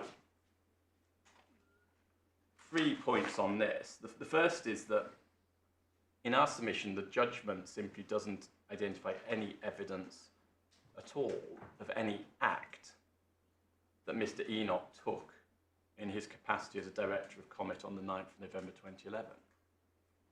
What is it, one asks, that Mr. Enoch did? What's the act that the judge is relying on? He signed the SPA, but he clearly did that on behalf of KISA, not Comet. Secondly, on the absence of evidence point, it was never put to Mr. Enoch in cross-examination that he'd undertaken any act on behalf of Comet on the 9th of November. And it was never put to him that he decided on behalf of Comet to repay the KIL RCF on that date. Now, I don't put this as a procedural fairness point, I put it as an absence of evidence point. The consequence of that not being put to him was there is no evidence from him that he made any decision on behalf of Comet at that date, or he did any act on behalf of that date. In our submission, the judge was wrong to dismiss that point at paragraph 252 of the judgment. We say that was a key part of the liquidator's case, and it obviously ought to have been put. And the judge's response, we respectfully submit, is not satisfactory for two reasons. The first is, if one assumes, as the judge does, that Mr. Enoch would have said he wasn't making any act, wasn't doing anything on behalf of Comet, what's the reason for disbelieving his evidence? The judge assumes in the second sentence of 252 that he would have sought to deny it. Well, we agree, because there's nothing at all to suggest he was acting on behalf of Comet. So why, one asks, would one assume that the judge would disbelieve that evidence? I mean, she had certain criticisms of Mr. Enoch, which she referred to earlier in her judgment, but they do not, in my submission, go anywhere near the level of saying that she would have been in a position to disbelieve him if he'd said to her, no way, I wasn't doing anything on behalf of Comet on the 9th of November. I was acting on behalf of KISA. Well, I think her point was that he couldn't see the difference between KISA and Comet. Well, so what he did on behalf of KISA, he was also doing on behalf of Comet with the acquiescence, at least, if not authority, of the remaining directors of Comet. I mean, that's how I think she would reason it. Well, possibly, but in our submission, that isn't. I mean, that might be maybe her reasoning, but in our submission, that isn't anywhere near enough, because the more plausible explanation is that Comet just simply wasn't engaged in the process at this time. Comet wasn't considering the transaction, it wasn't being asked to approve it. Enoch was engaged, but he was engaged on behalf of KISA Electricals PLC and KHL, who were the two entities who had to enter into the agreement. And then, no doubt, he was focused on the question of getting the approval from the shareholders in KEP. But there simply isn't any reason to think Comet is engaged at this point. And therefore, one asks oneself, well, what is it the judge thinks that Enoch was doing on behalf of Comet, and what's the evidence for that? Can I just try breaking that down a moment? You say, well, it wasn't put to Mr. Enoch that he was acting on behalf of Comet. The judge said, well, look, he didn't distinguish between the two. So suppose that in November 2011, Mr. Enoch does indeed see himself in a general way as acting on behalf of Comet as well as the parent. Yeah.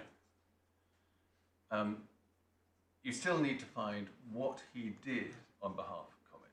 Exactly.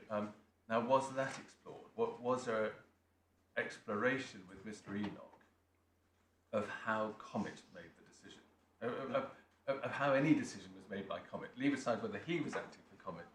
What was it explored with Mr. Enoch? How Comet could be said to have made the decision? No. I mean, there was obviously discussion with the witnesses around the 3rd of February board meeting, which is what we rely on, but it was never put or explored with Mr. Enoch what he may have done or decided on behalf of Comet in November 2011. Can I ask a sort of rather basic question? Would he have had actual or ostensible authority in any event to decide anything on behalf of? Well, there would have been a point. At that stage? There would have been a potential question in relation to that. In the event, it was never ventilated at trial. He was one of 5 directors. Yeah. We said as was the case, that he was a non-executive director, which he was. I think the judge said elsewhere that that may not matter. But that point was simply not ventilated at the trial, that question of authority. And the point we would make is, I mean, if you look at the position of this company, and indeed in what subsequently happened, the 3rd of February, if there had been a decision, undoubtedly it would have gone to the board, and it would have been recorded in board minutes, and all of the directors would have asked to consider it, because that was the way this company proceeded. But we're not talking about a sort of tiny trading company here. It's a very large part of what was then a pretty substantial PLC, with obviously very experienced advisors on board. So we submit the judge was wrong to dismiss that point. And then the third point is, if you go to 252 of the judgment, and as part of her reasoning for dismissing what the hypothetical answer of Mr. Enoch might have been, she refers to a number of things. We've discussed the group-wide role and his failure to identify any difference of interest, which in our submission doesn't follow from that he's acting on behalf of Comet. She also refers to the terms of the SPA, and goes back to 239 to 241. With respect to the judge, we struggle with that, because the terms of the SPA... Well, you've shown us that. Yes, I mean, they provide no support at all for Mr. Enoch acting on behalf of Comet. And, I mean, likewise, the reference to commercial realities, I mean, at most, that may be a reference to the judge's view that it was expected that Comet would fall into line subsequently when it came to completion, but that doesn't show he was acting on behalf of Comet as at November. I mean, if the commercial reality were that in due course Comet would have no choice but to agree, then you wouldn't need Comet to agree now. Yes, correct. Correct. Also, the existence of a commercial reality doesn't show that there's been a decision. Because we respectfully agree. Now, there was one other point I did before just completing this part of ground one, which is that we also submit that the judge's judgment on this point is inconsistent with the SPA, because when you look at the SPA, it envisages the chronology of events that you then see in the board meeting. So as at November 2011, they're envisaging that there will be this completion board meeting, in effect, where the existing directors will resign, the new directors will come in, and it's those directors who will make the decision. And that chronology, which one sees in the board minutes, is in fact baked into the SPA, which is executed in November. And I'll just show you that very quickly. If you go back to the SPA and go to Schedule 2, which we looked at earlier, page 322.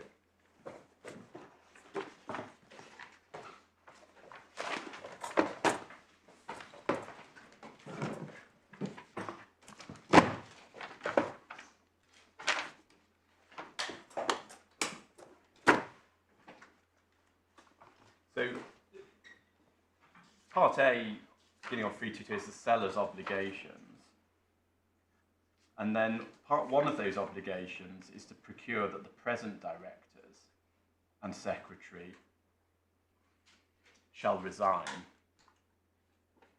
Such resignations to be tendered at the board meetings referred to in paragraph 6 of Schedule 2. And then paragraph 6 is to procure the board meetings. And then 6B, one of the things that is to take effect at the board meetings is the appointment of the new directors. And then 6C, the resignations of the old directors take place. So it's envisaged that there will be this, in effect, changing of the guard that will take place at the board meeting. And it was always contemplated, we submit, that Mr. Enoch, together with the other key appointees, would resign as directors. And what Schedule 2 then envisages... Sorry, just... I'm not sure I quite understand 6B.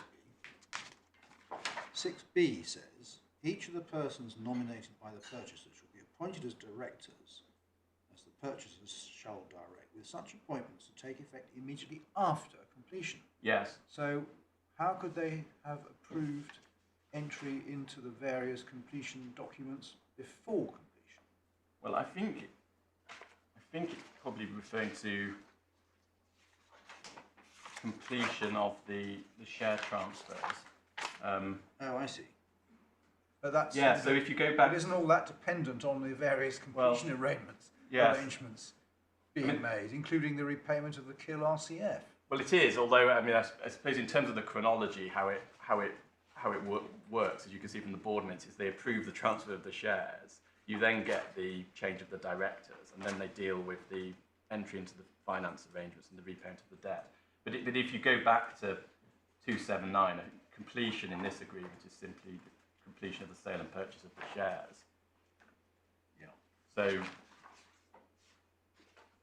I mean, I think it's fair to say you can identify glitches in these documents from time to time, and I think what we rely on is sort of the overall architecture of what it contemplated. But I mean, the point I'm trying to get from this is what it was envisaged was that there would be this changing of the guard that was baked into this from the outset, and then when you go on and look at 11A, which is the critical provision. I mean, it's framed in terms of the purchasers shall have the obligation, but one knows by this point that makes sense because the directorship of Comet has changed and it's the purchasers nominees who are on the board.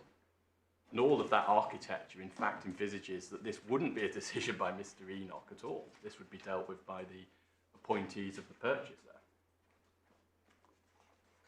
And that's exactly what happened, as we know from the board minutes. So the first point is, we say that the judge's view that Comet made a decision to repay on or around the 9th of November is wrong. And that is sufficient for our purposes because that's a necessary plank of her reasoning, which we submit goes.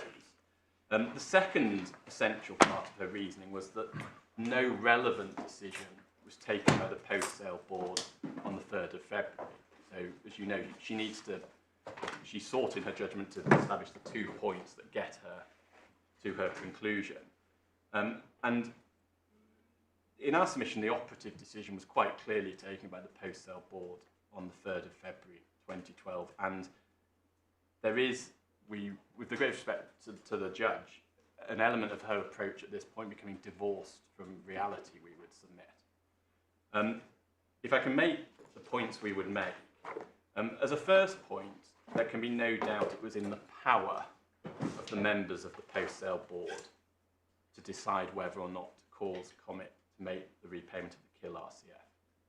That was within their power. At the time of their appointment, the KIL RCF had not, in fact, been repaid. The members of the post-sale board were the ones with conduct of Comet's affairs at that time, and they plainly had the power to cause it to make the repayment or not. So first point, they had the power. Second point, it's clear that the members of the post-sale board themselves thought that they were deciding whether or not to cause Comet to repay the KIL RCF as part of their decision whether or not to approve the transaction. That is crystal clear from the board minutes. They thought they were making that decision, subjectively, no doubt about that. And indeed, the judge held at 256 of the judgment, as my Lord Justice Lewison observed earlier, that the judge accepted that they had a decision. They thought they had a decision to make, albeit she cast it in terms of it being a binary decision. But it's clear from the board minutes that as part of that, they thought they were making that decision whether or not to repay the KIL RCF. And then as a third point, they did in fact make a decision to approve the repayment of the KIL RCF, as reflected in the board minutes, as part of their decision to approve and proceed with the transaction. And as a fourth point, it's also clear that that resolution of the post-sale board approving the repayment was necessary for the repayment to happen and that it caused it to take place. And that's clear from the board minutes and the completion agreement and the payment instruction letters that were part of the completion agreement and which were specifically approved by the post-sale board. Now, taking those points together, in circumstances where the post-sale board had the power to decide whether or not to repay, they thought they were making that decision. They did in fact make a decision to repay. That decision resulted in the repayment of the KIL RCF. One asks, well, why isn't that the relevant decision for the purposes of 239? And indeed, how can it be said it isn't the relevant decision for the purposes of 239?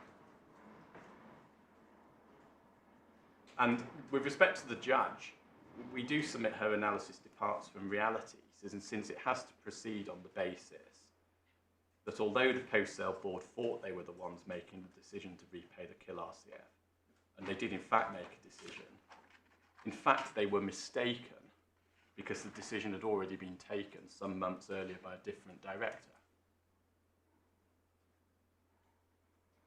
And then not only that, one then comes to the point which my Lord Justice Newey made to me earlier, which is the even more striking point, that the judge doesn't explain anywhere in the judgment why Mr. Enoch's supposed decision made on behalf of Comet, even if within his head he thought he was making that decision, could be of any relevance in circumstances where it's clear at the time no one thought that Mr. Enoch had made such a decision. No one made no finding to that effect. No such decision was communicated to anyone. The post-sale board proceeded on the basis that no decision had been made. And those responsible for the completion mechanics clearly didn't think a relevant decision had been made, because they went to great trouble in the completion agreement to obtain instructions from Comet, including the payment instruction letters, to effect the repayments. So, I mean, even if you accept the judge's case that Mr. Enoch made the decision, it was a decision that was in effect made in a vacuum. It had no external articulation, it had no impact. It can't be of any relevance. And one can test it this way. I mean, let's assume that the post-sale board had said, well, actually, we don't like the terms of the lending with op capita. We've looked at it, but we can't go ahead with that lending. We're not going to proceed with the transaction. We'll take our chances under the ownership of KISA. If they had decided that, then the KIL RCF would not have been repaid. So, in our submission, the judge's approach just does not bear any scrutiny at all. Now, as I said earlier, the judge accepts, and as my Lord Justice Lewison noted at 256 of the judgment, page 164 of the bundle, that it's clear that the members of the new board and their advisor, Mr. Goldring, believed that they had a decision to make, albeit that in reality it was a binary decision, whether to go ahead and approve the proposed transaction as a whole or refuse to do so. And then she refers to Mr. Dark's evidence that the repayment of the loan was wrapped up in the deal. We were not in a position to unpick it. Now, we obviously agree with that evidence as part of the evidence we put forward. It's correct that the repayment of the KIL RCF was part and parcel of the transaction as a whole. But it's clear that the post-sale board and their legal advisors considered that they had a real decision to make whether to go ahead with the transaction as a whole, which included the entry into the new HAL RCF and the repayment of the KIL RCF. I mean, on this thesis, the parent companies had put Comet in a position, or at least had been perceived to put Comet in a position, where it could only accept the deal or not accept the deal. Yes. But that didn't require any prior decision by Comet. No. That was something that the parent companies could achieve on their own. Exactly. So that, but also the judge doesn't go that far, because she accepts in 256 they did actually have a decision to make, and that is undoubtedly right when you look at the process that took place and reflected in the board minutes. Now, just on the point that the directors of the post-sale board thought they were making a decision, the judge accepted the evidence of Mr. Dark. In our submission, she was right to do so. But if I can just show you what he said in his witness statement, which is in supplemental bundle 1, divided 4, in at page 60. 6-0. 6-0, yes, my lord.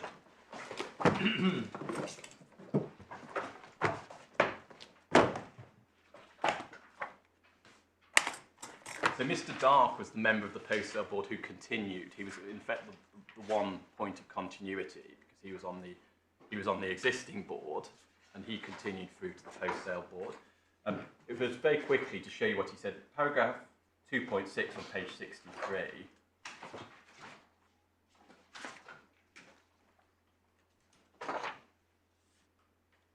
So his comment was the target of the transaction. The negotiation of its terms was largely done between McFarlane's, who advised Capital, Slaughter and May, who advised Keyser. We, as the post-sale directors, were later given a run through the terms and understood that we had to be satisfied with them from Comet's perspective. S.J. Berwin was appointed to advise Mr. Carroll and Mr. Clemmy as existing future directors of the company. 3.1, as the directors of Comet, we had a judgment to make around whether to support the transaction. And then we're going to view of Mr. Walters, who didn't support it. And then 3.2, however, this was not a straightforward situation. In the short time, we had to work out what was in the best interest of the company. And then 3.4, one of the things that was discussed was the assurances from Op Capital around Comet as a going concern. And he says, in approving the transaction, the view of the directors, Mr. Clem, Mr. Callingham, was that Op Capital wanted to continue to trade Comet as a going concern, which was consistent with the recent success with But. That was another retailer which had been sold to Op Capital. And then if we go on, 3.8. He also says, sorry to interrupt, at 3.3 that they believe that Op Capital seriously intends to fund the business through 2 annual peaks in trading. Exactly, yes. Thank you for pointing that out. So yes, indeed, we've been working on a 100-day plan, and we believe that Op Capital seriously intended to fund the business through 2 annual peaks of trading, which was given the circumstances at the time reasonably long term. And then he goes on in the remainder of... Just before you go over the page, at 3.6 he says, well, there was no other deal on the table. The only alternative was administration. Yes. As I understand it, that might have been wrong. Yes, I think that probably was. That was his perception. That was his perception. I think probably that was a wrong perception. And there was...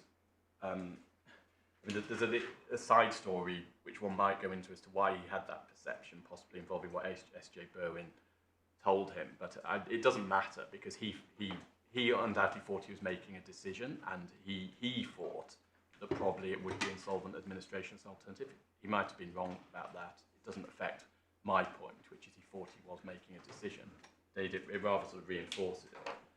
And then 3.8 is really perhaps the nub of it, because he says, in the end, after much consideration and having received as much advice as we could get, Mr. Clare and Mr. Calling and I were convinced that the transaction was the best option for Comet. It gave us the best chance of delivering a turnaround plan and securing Comet's long-term success.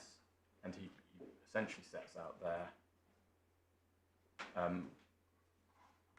what happened, why they came to that decision. He says in 3.9, what it's worth, that they thought that was correct. And I mean, there is another story we don't need to go into as to why this company in fact went into administration. But it did actually, at least initially, thrive following the transaction. And then 4.1, I've reread the minutes of the Comet board meeting on 3rd of February 2012, at which the transaction was approved. I believe that those minutes accurately reflect our considerations at the time. 4.2, the minutes were initially drafted by Slaughter and May. However, as the post-sale directors, we were not comfortable that the minutes should simply be given to us without our input and considerations. We therefore agreed with Keyser that our independent legal advisors would take over drafting them. By the date of the meeting, the minutes had largely been pre-drafted based on our thinking in respect to the transaction, but we spent part of the meeting and the period before the meeting agreeing the final draft, but they accurately recorded our discussions at the meeting and the deliberations beforehand. So that, and as the judge said, and she accepted his evidence quite rightly and said at paragraph 71, she found him to be an impressive, straightforward and clear witness. Now, So in our submission, there really isn't any basis for concluding that the decision that was clearly taken on the 3rd of February 2012 wasn't the relevant decision, and that the judge's approach on this issue fails on that ground too. Now, our primary contention is that no decision to repay was taken on behalf of Comet as at November 2011, and that the decision was taken by the PSB, Post-Sale Board, on the 3rd of February 2012, as the board minutes say. So our primary position was that no decision in November. There's in fact only one decision by Comet, which was taken in February 2012. But if we're wrong about that, and let's say, for the sake of argument, that some sort of decision was taken by Comet as at November to repay the KIL RCF, then we submit what matters for the purposes of assessing desire to prefer under section 239 is the later decision of the post-sale board, since it was that decision which actually caused the payment to be made. Now, I've shown you the factual material which in my submission supports that. I did just also want to show you, as promised, the Wills against Corf Joinery case, which is perhaps of some assistance. That's in Authorities Bundle 1, behind Divider 9. Is there any room in the interpretation of decision in section 239 for a sort of Ramsey-style approach where you've got a series of preordained steps with no real commercial risk that the steps will not be completed? Well, ultimately you'd have to say that, on the facts of this case, you'd have to say that the board meeting was in effect a sort of sham and that they were just going through the motions. I hesitate to say you can never get to that sort of position, but it would have to be a pretty extreme set of facts, I would submit. You still somewhere need to find a desire to prefer by the party making the offer, even if it's looking at things more holistically in a Ramsey type way. Well, that's exactly. So that's the problem with the orchestration analysis, with the idea that you can sort of orchestrate someone to make the repayment. Even if you do the orchestration and put them in a position where they have to make the repayment, the problem you've got is then attributing the state of mind to them, because as your lordship says, you still need to link the decision to the desire to prefer. The Wills against Corf Joinery, it's obviously a case where the facts are different, but it perhaps is of some assistance. If we just go straight to page 513 of the judgment of Mr. Justice Lloyd, as he then was.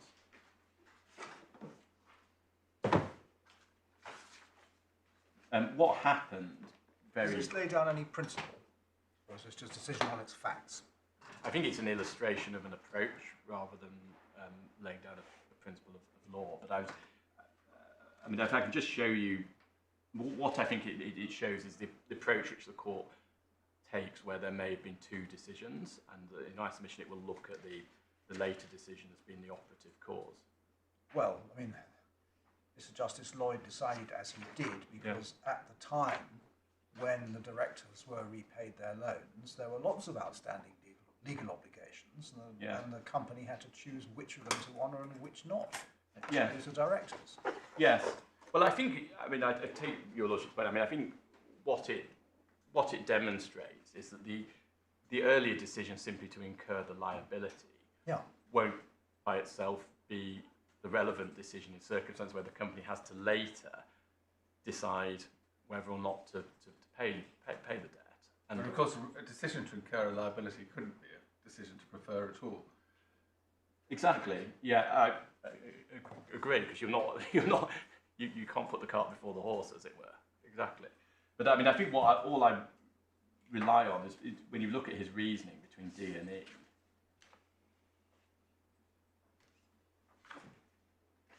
It's 513B to E. Yes, exactly. What he identifies is the relevant decision as being the decision of the board to review at the time in January 1995 whether or not to honour the obligation. Yeah.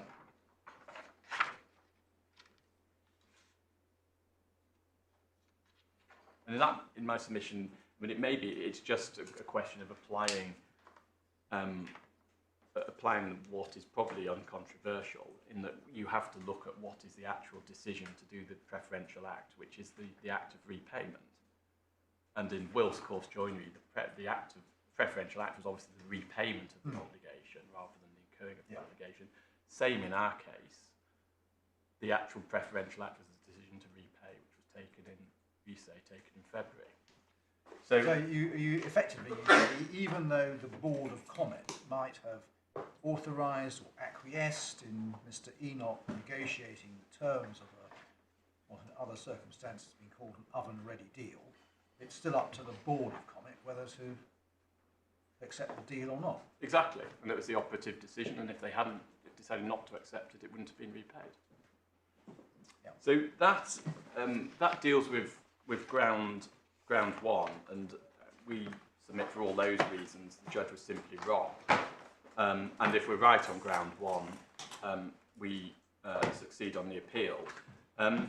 So that was, I think, the ground that will take the greater part of my submissions. The other two grounds I think I can deal with hopefully more quickly.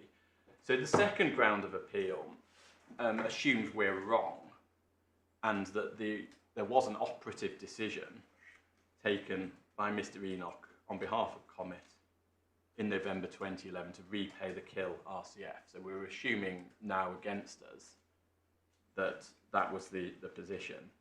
And we say that even if that was the case, there was no basis for the judge's conclusion that such decision was influenced by a desire on the part of Comet to put Kill in a better position than it would otherwise have been in the event of Comet going into insolvent liquidation. And we deal with this point in paragraphs 35 to 43 of our skeleton. The judge dealt with it in paragraphs 201 to 230 of the judgment.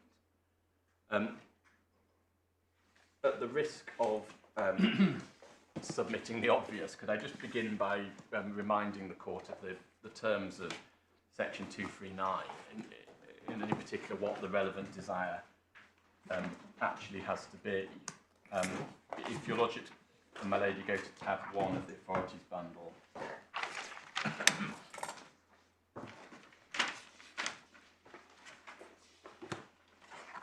it's about 3 pages in, we have the text of 239, and one starts with subsection 5. The court shall not make an order under this section in respect of a preference given to any person unless the company which gave the preference was influenced in deciding to give it by a desire to produce in relation to that person the effect mentioned in subsection 4b. And then 4b, the company does anything or suffers anything to be done which in either case has, and then at this point you get the effect, which is referred to, the effect of putting that person into a position which in the event of the company going into insolvent liquidation will be better than the position he would have been in if that thing had not been done. So it's effectively, in our submission, a relative concept. It involves comparing the outcome of the preferential act with the position that the person would have been in the event of the company going into insolvent liquidation.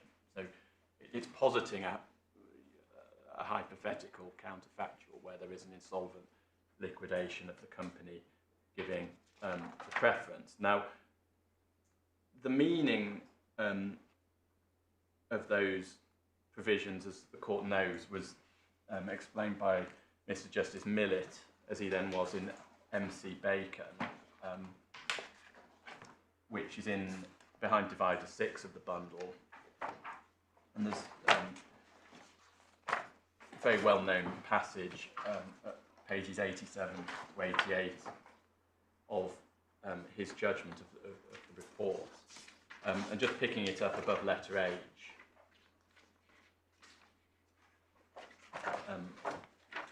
he says this: it's not, however, sufficient to establish a desire to make a payment or grant the security which it's sought to avoid. there must have been a desire to produce the effect mentioned in the subsection, that is to say, to improve the creditor's position in the event of insolvent liquidation. A man is not to be taken as desiring all the necessary consequences of his actions. Some consequences may be of advantage to him and be desired by him. Others may not affect him and be massive indifference to him, while still others may be positively disadvantageous to him and not desired by him, but be regarded as the unavoidable price of obtaining desired advantages. And then, skipping over the next sentence, it says, under the new regime, a transaction will not be set aside as avoidable preference unless the company positively wished to improve the creditor's position in the event of its own insolvent liquidation. So, in other words, the statutory language, well, the key point is that in relation to the repayment of a debt, the necessary desire is not simply to repay the debt. It's a desire to put the recipient creditor in a better position in the event of the insolvent liquidation of the debtor. So the desire is linked to an improvement in the position in the event of insolvent liquidation. It's not merely a desire to repay the debt. And in our submission, that requires at least some contemplation of the possibility of a liquidation of the company happening. Now, on that point, I don't think we differ with the judge on this in the way she expressed it in the judgment, but just to show you what Totty and Moss say on that point, it's in Authority Bundle 2 behind Divider 35.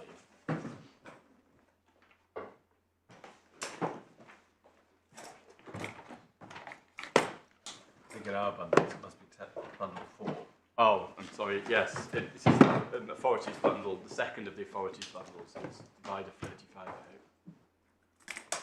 We've got 4. Ah, 4 Authorities Bundles? Yes. Oh. I may be missing some. I think you must have double-sided. Yes, I do.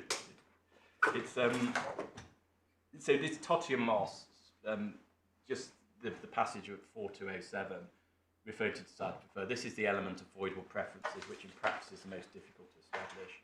The phrase "the desire to prefer" is merely shorthand, and the full requirement is that the company was influenced by the desire to put the preferred party into a position which, in the event of the company going into insolvent liquidation, would be better than the position he would have been in the preference if the preference had not been given. And then they refer to Mr. Justice Millett in MC Bacon.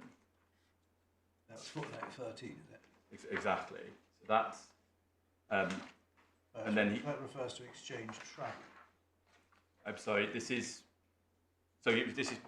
paragraph F2-07. So it's the first page of the tab. Oh, I'm sorry, I thought you were on B.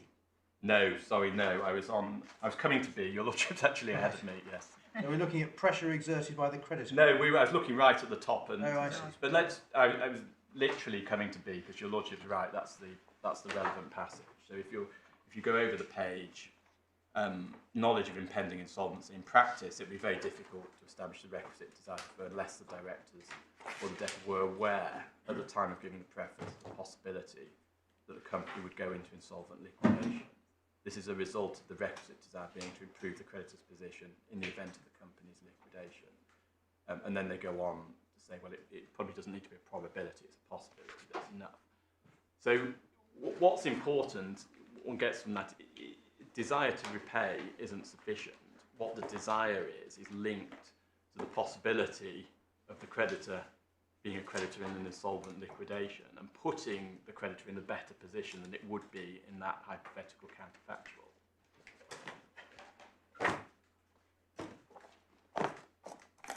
Now,